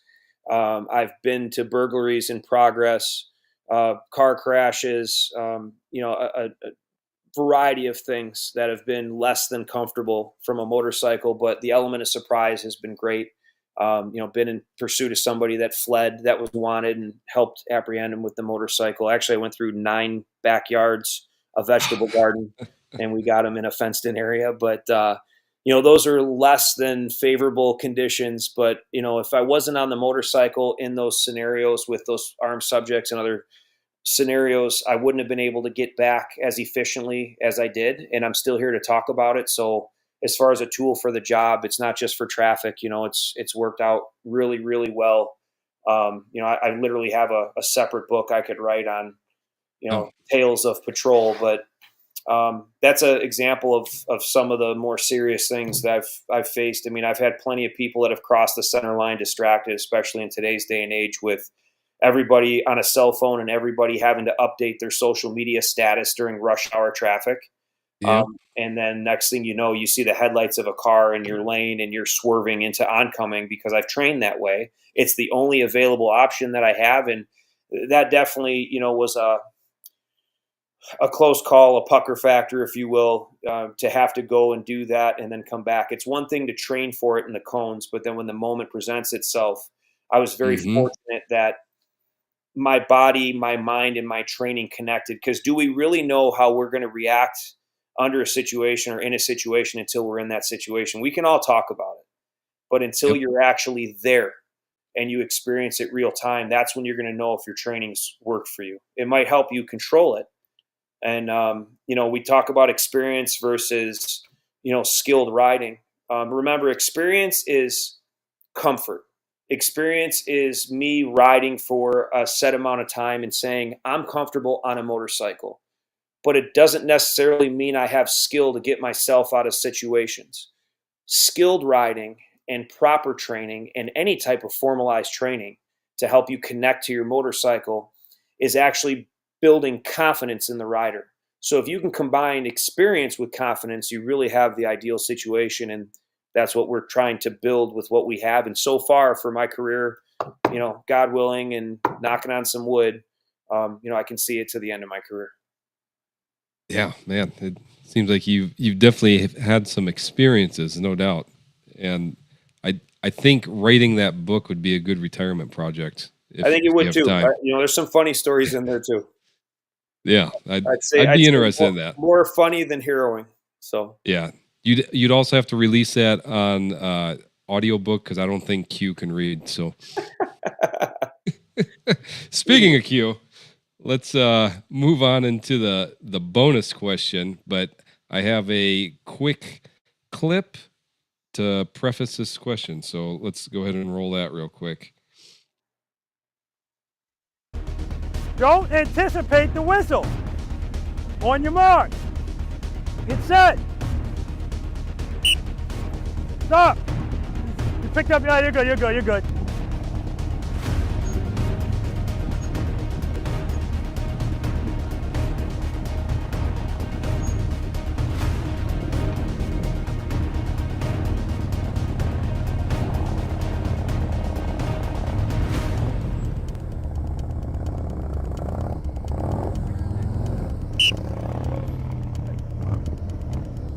That's it. It's over.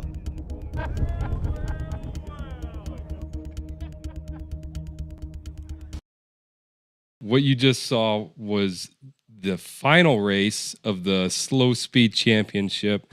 Q has all these excuses and asterisks and everything, but the bonus question is, why do you think Q lost that slow speed championship? I think that you had more drag with the hat on versus the helmet. He was more streamlined, so you weren't wearing proper gear, and the hat was catching the wind, which was helping you hold the motorcycle in place. It couldn't have anything to do with Q not looking where he needs to be or popping the clutch or maybe having erratic throttle and his knees were dancing a little bit and bouncing the rear brake and not leaning forward. But other than that, I will say this: Q did uh, come to our event last year, or I should say this year, for his first event. Did wonderful. We did some work on the slow ride, so I actually think we need to do a rematch in March at our event, just for you guys. We need to Okay. set up the same exact slow ride to spec. And as long as you guys can give me that, it doesn't seem too hard. It just seems like, 2 lanes, but we Yep. need to set it up. And I think Q needs a rematch. What do you think? Are you down? Oh yeah, I'm definitely down for a rematch. All So right. the dimensions are simple. It was 2 parking spots, which was 9 feet wide, and then I believe it was 40 feet long. Well, you know what else I'm going to do? I think I'm going to make a special lock and lean trophy because both of you are lock and lean students. Oh, So okay. I'm going to make a legit slow ride trophy just for the battle between you two guys, you two Okay. influencers and cool dudes. And, besides having the belt, let's get an angry cone in there. All right. All right. Yeah, let's do it. Let's see if Q has responded yet. We are on a little bit of a delay. Uh Q said it's over. You heard it. Yeah, yeah, but It's okay. But I'm definitely down for that. I will make another video of that as well because that'd be great. So maybe not the belt. Maybe we'll keep that at Robert Simmons' anniversary. But Beautiful. we'll do it for the trophy. So maybe he can win a trophy. Beautiful. I like it. All right. Yeah, I do too. That's a fantastic idea. All right, guys. Before we move into Q&A, I want to do a quick giveaway. I'll let you guys pick anything out of my merch store.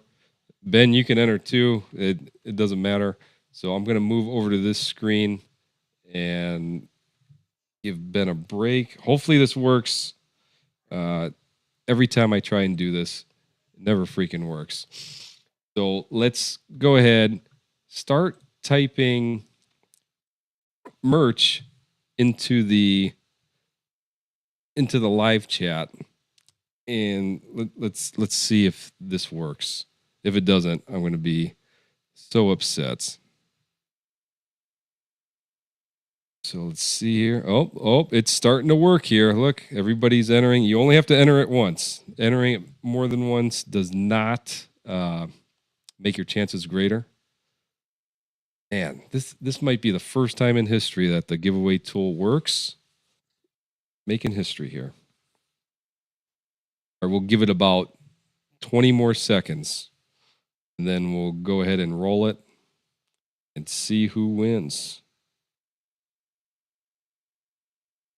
Dun, dun, dun.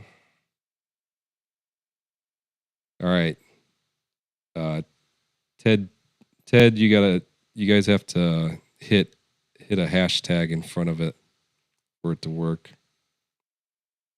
All you guys, the pound sign, hashtag sign.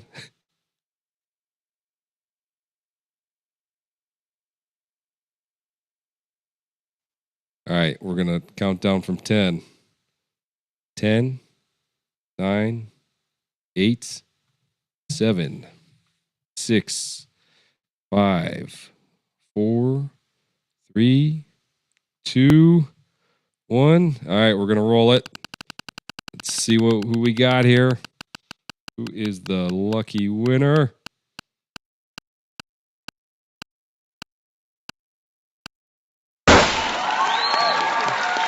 Andrew Schultz. Man, congratulations, Andy. Make sure you shoot me a message.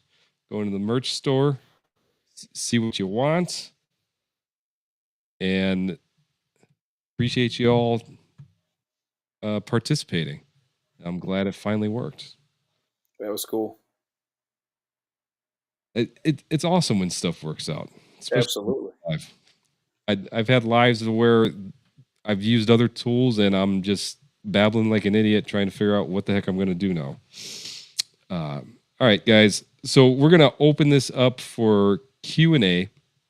So drop your questions down below in the live chat, and we'll start answering some of these questions. It could be either for me or Ben, but I mean Ben's the guest, so let's ask him some questions. Oh, we already got one here. Where's it at? I'll bring it up on the screen here. Lee Sturgis says, Mr. Wolfe, in your opinion, I'm guessing opinion or option, what is the advantage of looking down versus looking at the horizon during a turn? All right, so we don't advocate looking down into a turn, at least a rolling turn. When I teach my slow ride skills, we have you look down because that's where you want to go. When I say slow ride, I'm talking extreme slow ride, not riding slow. So if you're riding slow, we don't look at the horizon. We don't look down. We look at the space that we want to attack. And then our head turns once we get into that space that we know we have enough to work with in order to execute the proper maneuver, then the head turns around. If he's talking specifically for like slow ride, like competition slow ride, the reason I don't like using the horizon is things in the horizon can move. And if you're in a controlled course, like a competition course, it's a closed off course. So you know what the path of travel is. So it goes back to the old adage, look where you want to go. If you only want to go a couple inches at a time, you can pick a spot down and you can work your way towards that. Now, if the motorcycle decides it wants to go left or right, Then you want to pick your eyes up to the horizon to find your balance point again, and then you readjust, and then you look where you want to go. Yep. Very good. Good answer. Let's see right here. Melissa McDonald says, "What's the one exercise that gets new students every time?" The one new exercise that gets students every time. It's crazy. It's really got to be the figure eight. I would say that and the 90-degree pullouts. And it cracks me up because we do 90-degree pullouts, and you did them in the four corner drill. Mm-hmm. But they got to do them left and right. And in our curriculum, you have to be able to perform all these maneuvers both left and right. There's no attempt this way, go that way that you like. No, we got to make sure we can go right into the place we're eating, and we can go left into the place we're eating, because it doesn't make sense to do a 360 in the road and come back. So we incorporate the drills to mimic the technique. And I think with the pullouts, people aren't used to having their handlebars turned in a narrow area. They're used to Mm-hmm. pulling in places and just kind of pulling out straight, maybe dragging their feet. So when we put students into a confined area and we explain to them that what we're recreating is motorcycles parked next to you. We're recreating a car that pulled in while you were at lunch and maybe pulled in a spot that isn't advantageous for you to get out, and you can't wait all day for them to come out. Off we go. So it's tough for them to find and generate the speed, the torque, and the maneuverability from zero. So I would say, as far as what people fail the most in our class, as far as not being able to hit the standard, it would be the pullouts, which you'd think 18-foot turns would be it, but it's not the case. Right. And it's also the figure eight. The figure eight for us is 20 feet in the 101. Our U-turns is 18.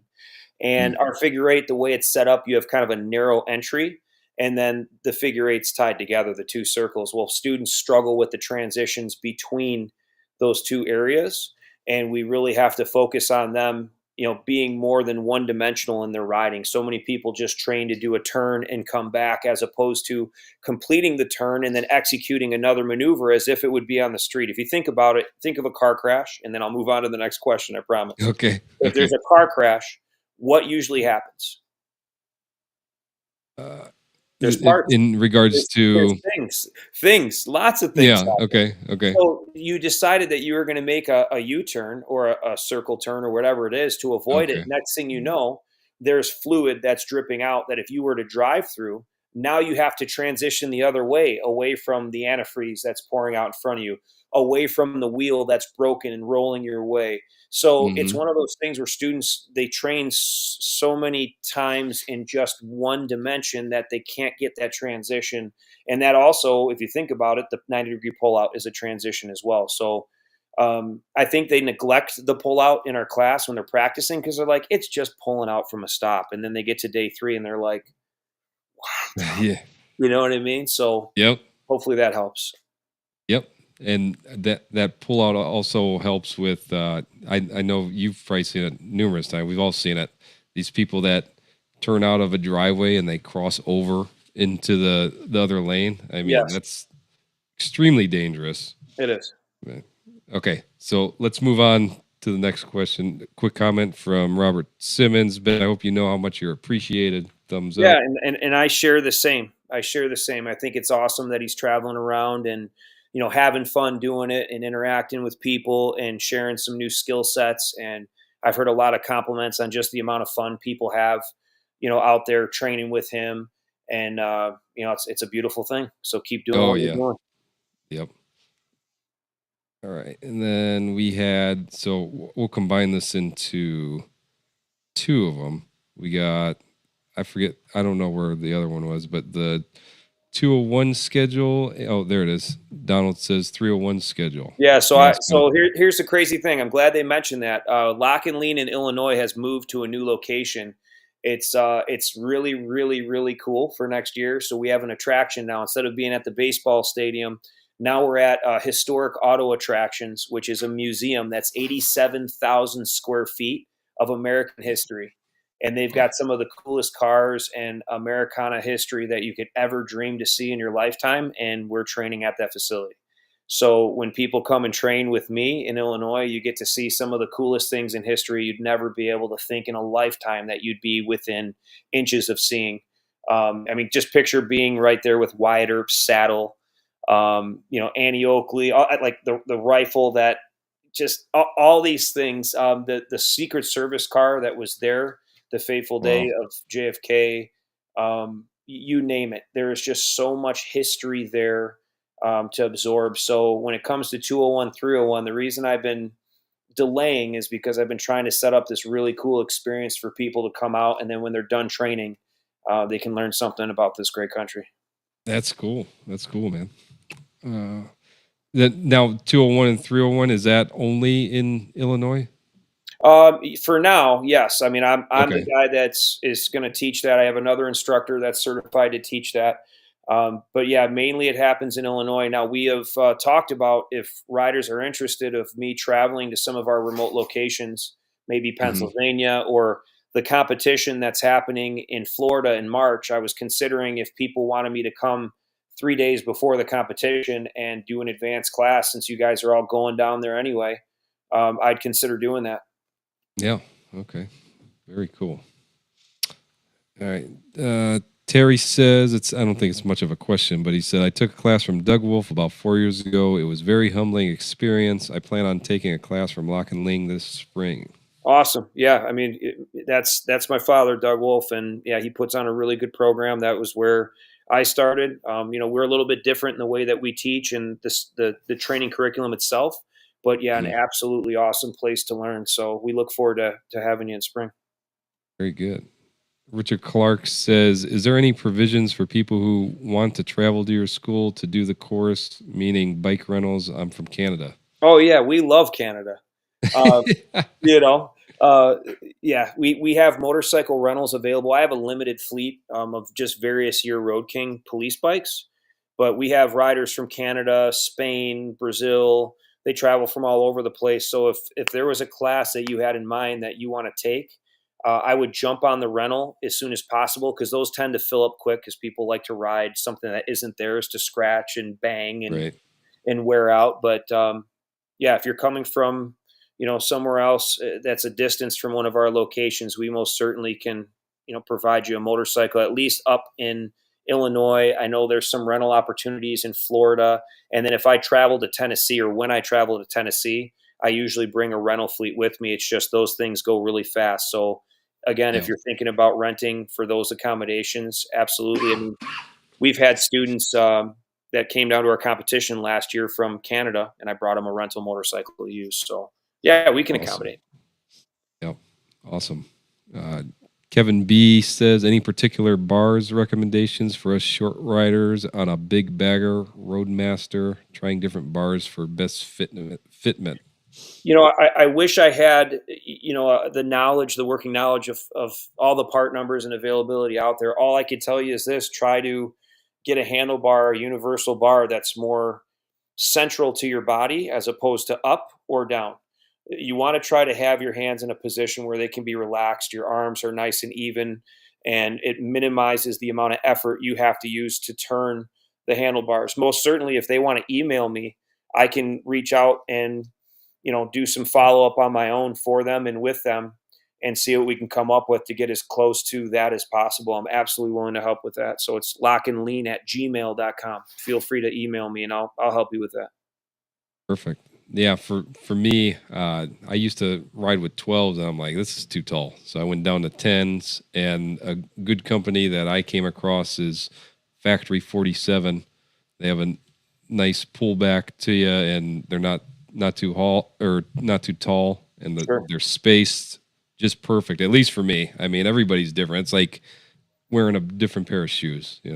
Well, and I'd be careful too with bars in general. I had some bars that were adjustable at one point that I was trying out, and this company wanted me to demo them. And I'm not going to say the company.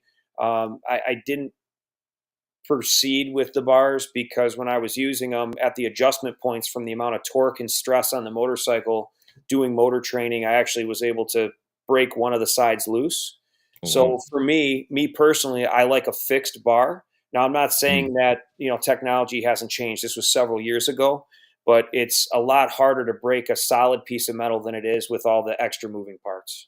Yeah. No, that makes sense. Let's see. Jimmy the Bull, he says the pull out was my nemesis. You can take that one or two ways, but this is a family show, so Yes, it is. Yes, it is. Yeah, he was struggling with the 90-degree pullouts, and we talked about it in class. Just having an open mind and not neglecting that process. I mean, there's multiple drills that we do that they have to show proficiency in, as you know, in order to get that certificate. But that one was one where he was like, "Man, I wish I had a few more reps." And we worked on it. And by the time we were done, and we fixed a couple little things. Right? What's the most important thing to focus on? For him, it was getting that speed up, right? But not reckless speed. It was nice, smooth release of the clutch and throttle simultaneously. And that Mhm. alone was enough for him to just dial it in. And then, yeah, he streamlined it right to the finish line, earned the certificate, did a wonderful job. Yeah, that's awesome. I know he messaged me before he came to the course. He was really excited about it. Yeah, he's a lot of fun. We're looking forward to Yeah. seeing him in 102. Yeah. Box Stang 40 says, Joe, did you ride any 23 CVO before you took the test rides at the dealer where you bought your CVO? I did not test ride any of those until I actually got to the dealer and spent a lot of money on a bike that I probably didn't need, but it's okay. Let's see.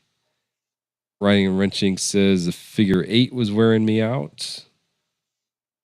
Yeah. Yeah. Especially the part going to the right. Yeah. And here's the thing, like, riders sometimes can overdo their practice because what happens is they hit a wall of frustration, and you want it so bad, right? He's a very passionate person about wanting to be good at what he does, and especially motorcycling.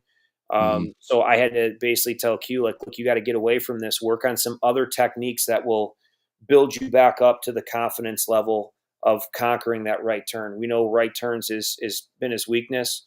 And I always say this to people: if you have a weak side, and I love it when people say, "Oh, there's no such thing as a weak side." Yeah, there is. Of course, there is. Yeah. Yeah. Practice your weak side 5 times for every one strong side. I had to get my thumb in there. I'm still not used to this camera. 5-to-1 ratio. So if you struggle with right turns, it's not a bad idea to get one good turn left so you get your confidence level up, and then get those right turns going. If you start your right turn and you fail at it, get out of there, go back in, do a left turn, get your confidence up a couple times, find out what in your process is working for you going left, and then take a break, take a deep breath, and say, okay, I just did 3 left turns, and I realized that my throttle is at the same RPM as I turn. But when I turn right, I notice my throttle drops off. So therefore, my hand position, my body posture is not in the spot where it needs to be. So let's make this adjustment instead of just twisting the throttle higher. Let's make some other fine adjustments so now it feels like the good side, and build Yeah. off of that.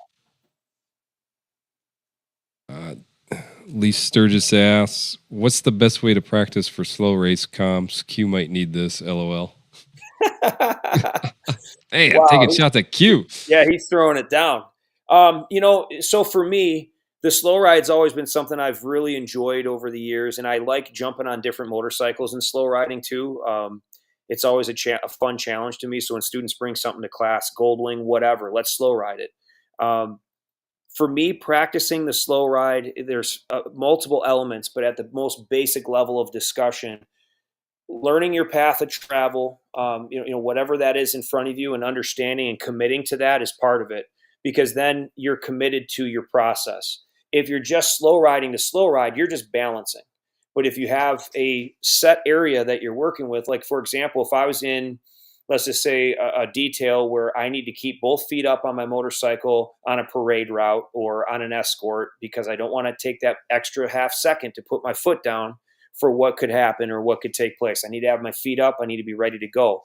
I might use the lines on the road and work between those. I might use the crown of the road as my center point, and then the outer line. And I'm just going to work as many transitions as I can smoothly.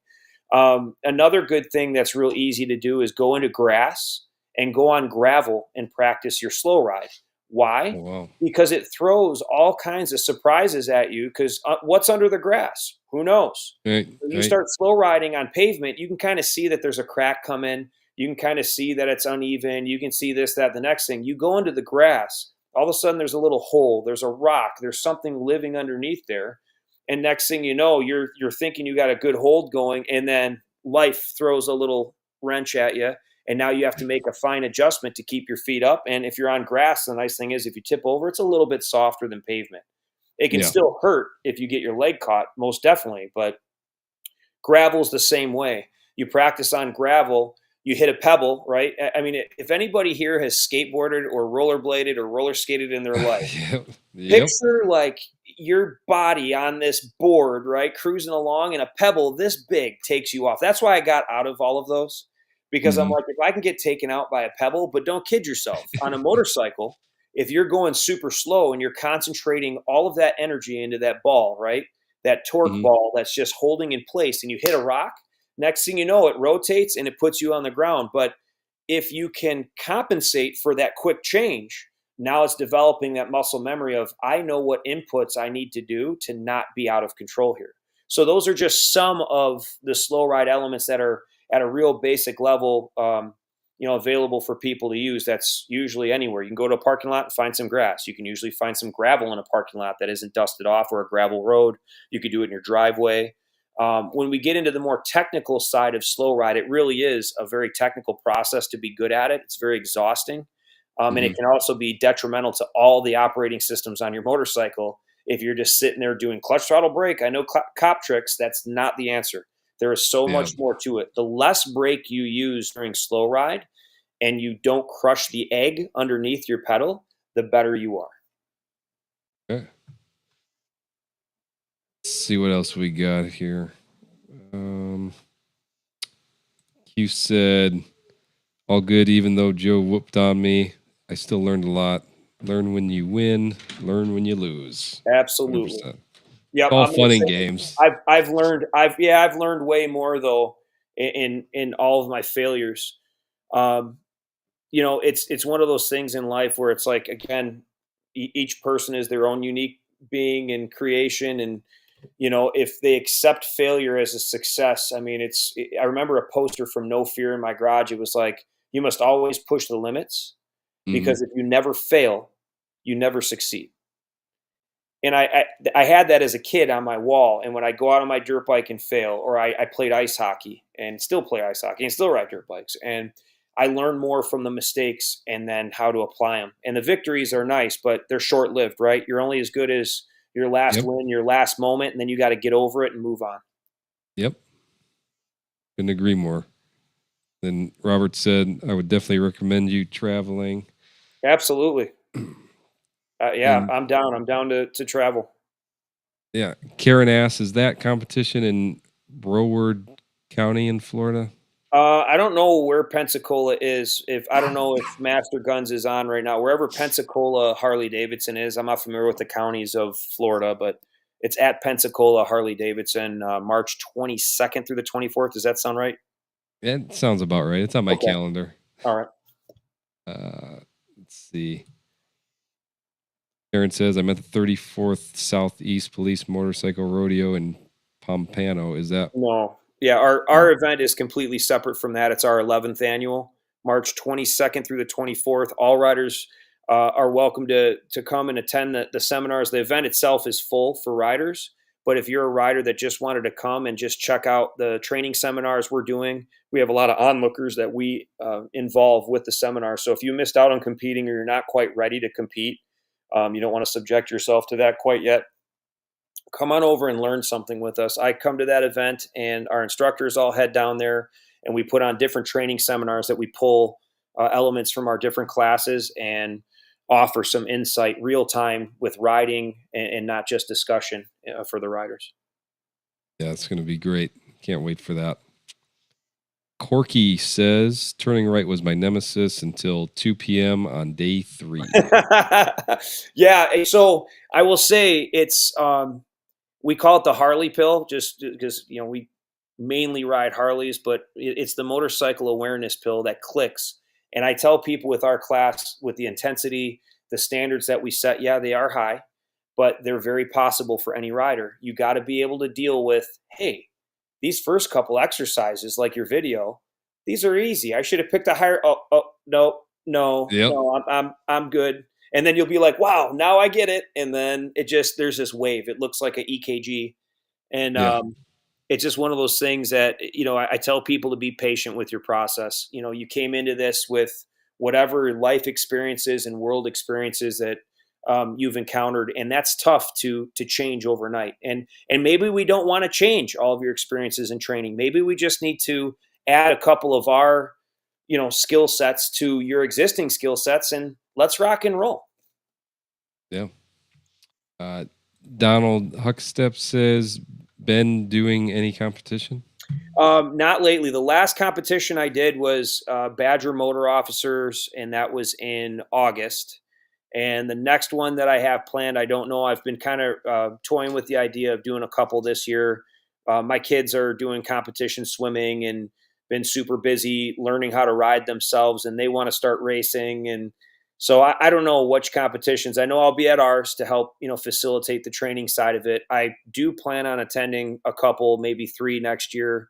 We'll have to see, how the schedule lines up. I'm also taking on trying to do a state championship series for motocross.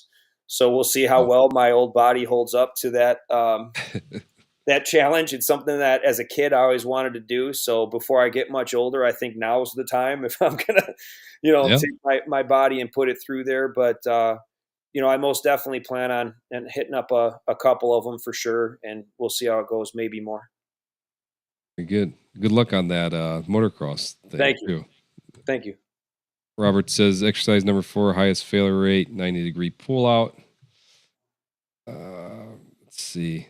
The schmoops, which I'm guessing that's Dave because he's got it on the windshield of his bike. Ben is one of the best dads to his girls. They do a lot of family things. One thing my girl and I love beyond all is their singing. See if Ben will give you a song. You know what? He was trying to butter you up there. That yeah, well, you see, he prefaced that with all the buttering, and now he's like, sing a song. Oh, I want to. I can't think of the song. Like the song finds me. So when we go to classes, right? All of a sudden, somebody's struggling with something, and I'll look at them and I'll be like, we gotta work on something. And if somebody isn't leaning, we turn lean on mean into lock and lean. When you can't turn, and I'll be your instructor. I will yell at you. I mean, it's horrible, I know. But these are just examples. I mean, that was horrible singing because it was just, I don't even know why I did that in this moment, but he compelled me to do it. And I am kind of out of my singing tune. I'm just making It's cue. okay. But there's an example. We have a lot of fun, and usually we have themes for riders and problems, and they can continue learning on that theme when they leave class in their car. It's awesome. Let's see. Q saying jerks. I don't know who he's saying that to. I know it's not us, but Come on, Q. Box Tank says I worked at UPS and was told years ago that 92% of intersection crashes occur within 3 seconds of the light change. Probably good for all riders to wait and take that second or third look. Yeah, 100%. absolutely. I know UPS and a lot of those companies. I've actually been involved with some cases. So an interesting thing that I also do is I'm part of a major crash team up here. So they call me out for major motorcycle crashes as an expert to go look at the results of the crash and say, hey, what happened here or what could have been avoided? It's an honor to be involved with something like that. Obviously, over 20 years of seeing crashes and different things on the range, from just a skid mark to somebody scraping a floorboard to whatever. I'm able to kind of have this library of memorization of a certain length or angle or look that a piece of metal from a motorcycle has on the pavement. So they call me out, and I went on a private case where there was a delivery truck involved. And I remember hearing from the company on how strict their regiment was on, checking intersections, checking 3 times before they back, checking a camera, checking mirrors. I mean, it's quite impressive. But you can imagine too, at the end of a long day of a carrier moving packages around and everything else, just like a motor officer or even just an everyday person riding a motorcycle with fatigue, they're going to rely and resort back to their training, right? So it kind of comes full circle. Yeah, check twice, but train hard. And that way, if you do get in a moment where you're distracted, you do get in a moment of stress, you resort back to your training. So I don't have to come out and be an expert on what's left. Yep. Lee Oh. Sturgis. Oh, go ahead. No, go ahead. I was waiting for someone to say what's in my cup, and this is like from Top Gun. Not that I'm that cool, but it was just ice water. Lee Sturgis asked, where can I find a qualification course for being a motor officer? So we offer one. We usually offer one a year, maybe two. We're a very specialized course, a little bit different than what's offered through Harley Davidson. But Harley Davidson has a school through TEACS, I believe, that's kind of all over the country. There's other private motor officer schools. I think if you just were to search in the internet, you could find them. I know Midwest, my father's school in Michigan, he does motor officer training as well. He's got a phenomenal school. So I would say, do the search, find what works best for you. But instead of just signing up for a course, do a little research into what you think would be the best fit for you. Because if you are getting certified to become a motor officer, you want to make sure that that fit is good for what your department does with motorcycles. With me being in conservation, I use the motorcycle way more versatile than maybe just a traffic unit. And I'm not saying traffic units don't use it versatile. No, those guys risk their lives every day like the rest of us. But I ride trails. I ride in very unique circumstances. I ride at night. I do a lot of things that the traditional motor officer may not see in their career unless it's a unique circumstance. So if there's a department out there that's hosting a training or a school that's more up your alley, or if something like what we offer that's a little bit more encompassing of general patrol operations, just do the research. But they're out there. Yeah, I think it was mainly trying to get at like taking a course that would I don't give them the credentials that a motor officer would have without necessarily being a motor officer. That doesn't exist. Okay. So I'm just going to tell you, it's not a super sensitive topic, but it's a topic to have. A motor officer, the only people that can be motor officers are police officers first, motor officers second. It's a specialty division that's earned, right? And it's a privilege, and it's a public service tool and certification. So it's not something that, we take lightly. No different than somebody that says, well, how could I become a SWAT officer? Well, you can't Right. unless you're a police officer. It doesn't make sense. Now, could you be trained in the same way as a SWAT officer? Yes. But I bet you if you were to ask a SWAT operator what it means to go into a barricaded situation or have your life on the line, and then say, hey, if somebody took training like yours, can they wear that medallion? I think you guys all Right. know what that is. It's stolen valor. It's no different than somebody saying, hey, I played war games in paintball once, and I decided to put the U.S. Marine Corps emblem on my shirt. Like, no, you weren't there. You weren't qualified to do that. So, can you take classes that are 2 weeks in length and people offer motor officer type training or an experience where they might give you a certificate saying you completed an 80-hour course? I'm sure they're out there. We don't offer that. Okay. Yeah. I think that's what he was getting at. He basically wants to go through the course. He wouldn't be the type of guy to say, hey, I'm a motor officer now. Sure. Yeah. But- So yeah. And then as far as our classes are concerned, our 4 classes are our motor school. It's just done where it's broken down into reasonable sections for someone to attain.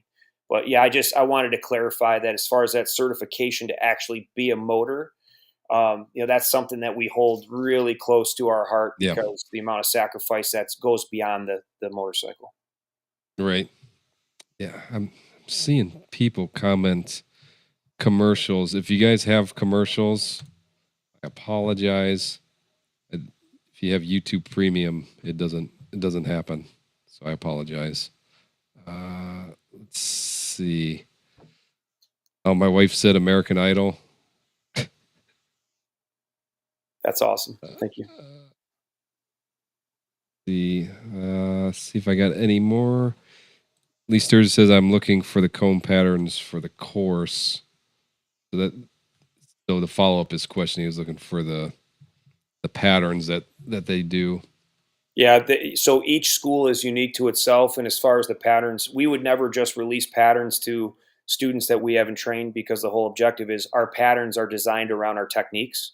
Mm-hmm. So just riding a pattern, yeah, I'm sure that you'll get better if you ride it 1,000 times. You're bound to get it once, but we don't want to teach a shape. We want to teach you a technique, and that's something for our training. We choose to have you in person. Russell McDonald says there is infantry and then everyone else. LMAO.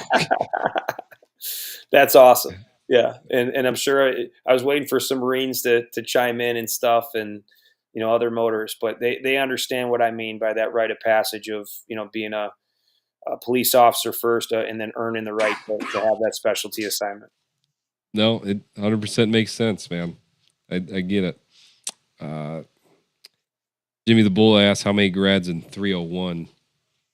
Okay, so that's a good question. So we had a standard in the past where I used to have a handicap, and we would set up, a slow ride, for example, and the goal was 3 minutes. But if the average of the group was a minute 30 in practice, we would say attain a minute 30 in your slow ride. Now, because we call it the elite class and it has a competition element, riders compete against me in class. So whatever my standard is, you have to beat. Thus far, no one has passed. All right. And Challenge that's accepted. So yeah, challenge accepted. I'm all for it, but we go in elements so during the class, I'm actually teaching you the techniques I use and then strategies that I use to get there. I'm human like anyone else. I've lost more than I've won over my years, and it's one of those things where, again, if you're coming to learn the highest level credential that we have as an elite level student, there's no better way than to try to take on the creator of the program and get as much out of it as possible. The last thing to add to that is competition, right? I talked about competition and the importance of it. Every day you guys are on the road, you're in competition. There's somebody that needs to get somewhere faster than you, sooner than you. Your life really doesn't exist to them. So when we talk about, training for competitions, how important is it to have that mindset of, hey, you know what? This could be that moment that this kid's running late to school and decides to pull out in front of me. I'm trying to get to work or my destination.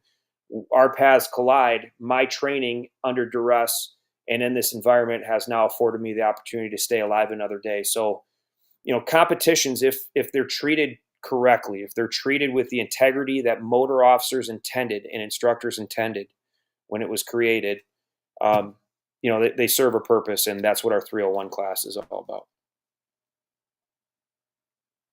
Richard Clark, I'm not 100% sure what this means. 101, 201, 301, and 401. I think he's looking to see what the different levels are. So 101 is our entry level, our grassroots class.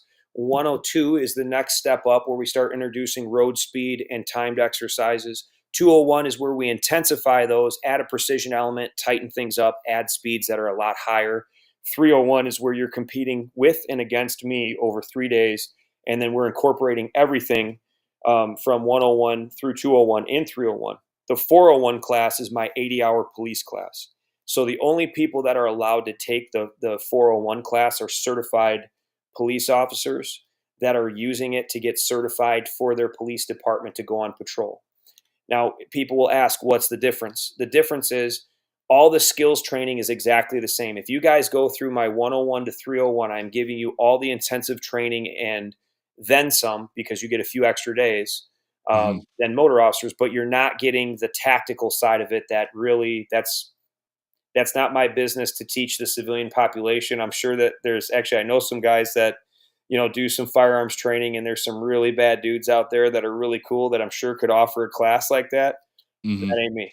I offer it specific for response for police officers. Yeah. Yeah. There's got to be a fine line there, Sure. Can't give all the secrets away. Correct. All right.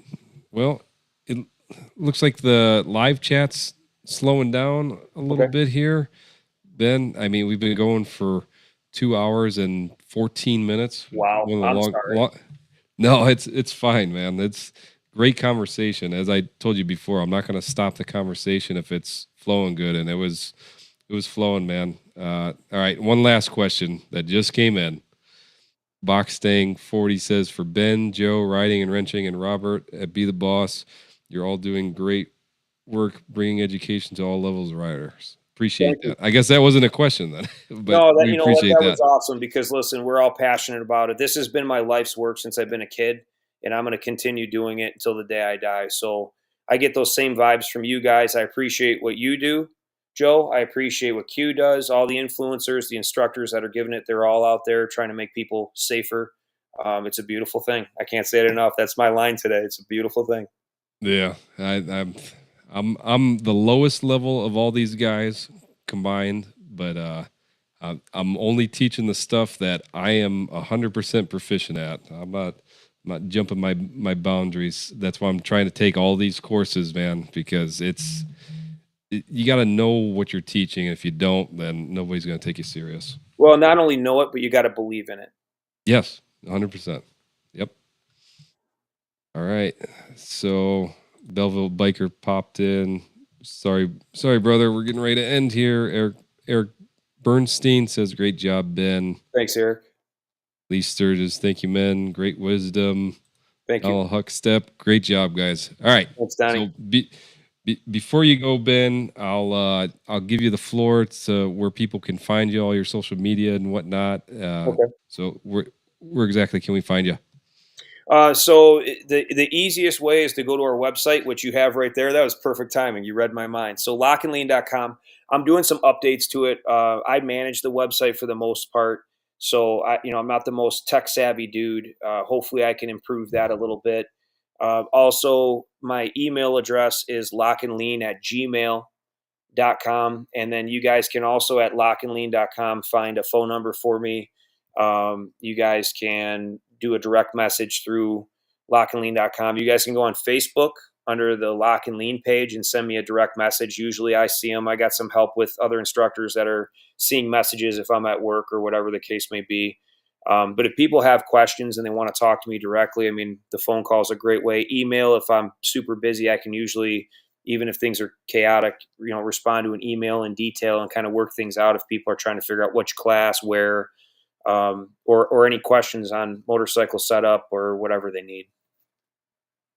Awesome, man. Well, I want to thank you again for coming on. Can't wait to meet you in Florida. I mean, we had a great conversation. Thank you. I can already tell it's going to be a great time. I've been talking with Ken quite a bit. We've been messaging back and forth. Yeah, he's a good man. Great instructor. Yeah. Too. I'm looking forward to meeting everybody that I've been shooting messages with back and forth. But we might have a T-Rex too. We might have a riding T-Rex. Like, what competitions out there have a riding T-Rex? Oh yeah, I've seen it. I've seen it on video, and that's impressive. You guys have a really good T-Rex rider. I think the T-Rex is making another debut or return, I should say, to the competition circuit. And then the other cool thing is we have several of our former champions coming back to battle each other. So it's like a reunion down there. So you're going to see some of the OGs from the first competitions from years and years ago out there riding, and I'm just really looking forward to it. A lot of fun we're going to have, a lot of learning we're going to do. It's just going to be an absolute blast. Awesome. Well, Ben, I will see you in March, and as I said, I'm looking forward to it, man. Thank you, and I appreciate the opportunity, man. Keep doing what you're doing. I appreciate it. All right, guys, that's going to wrap it up. A huge shout out to Ben, awesome guest. Also want to shout out Break Free.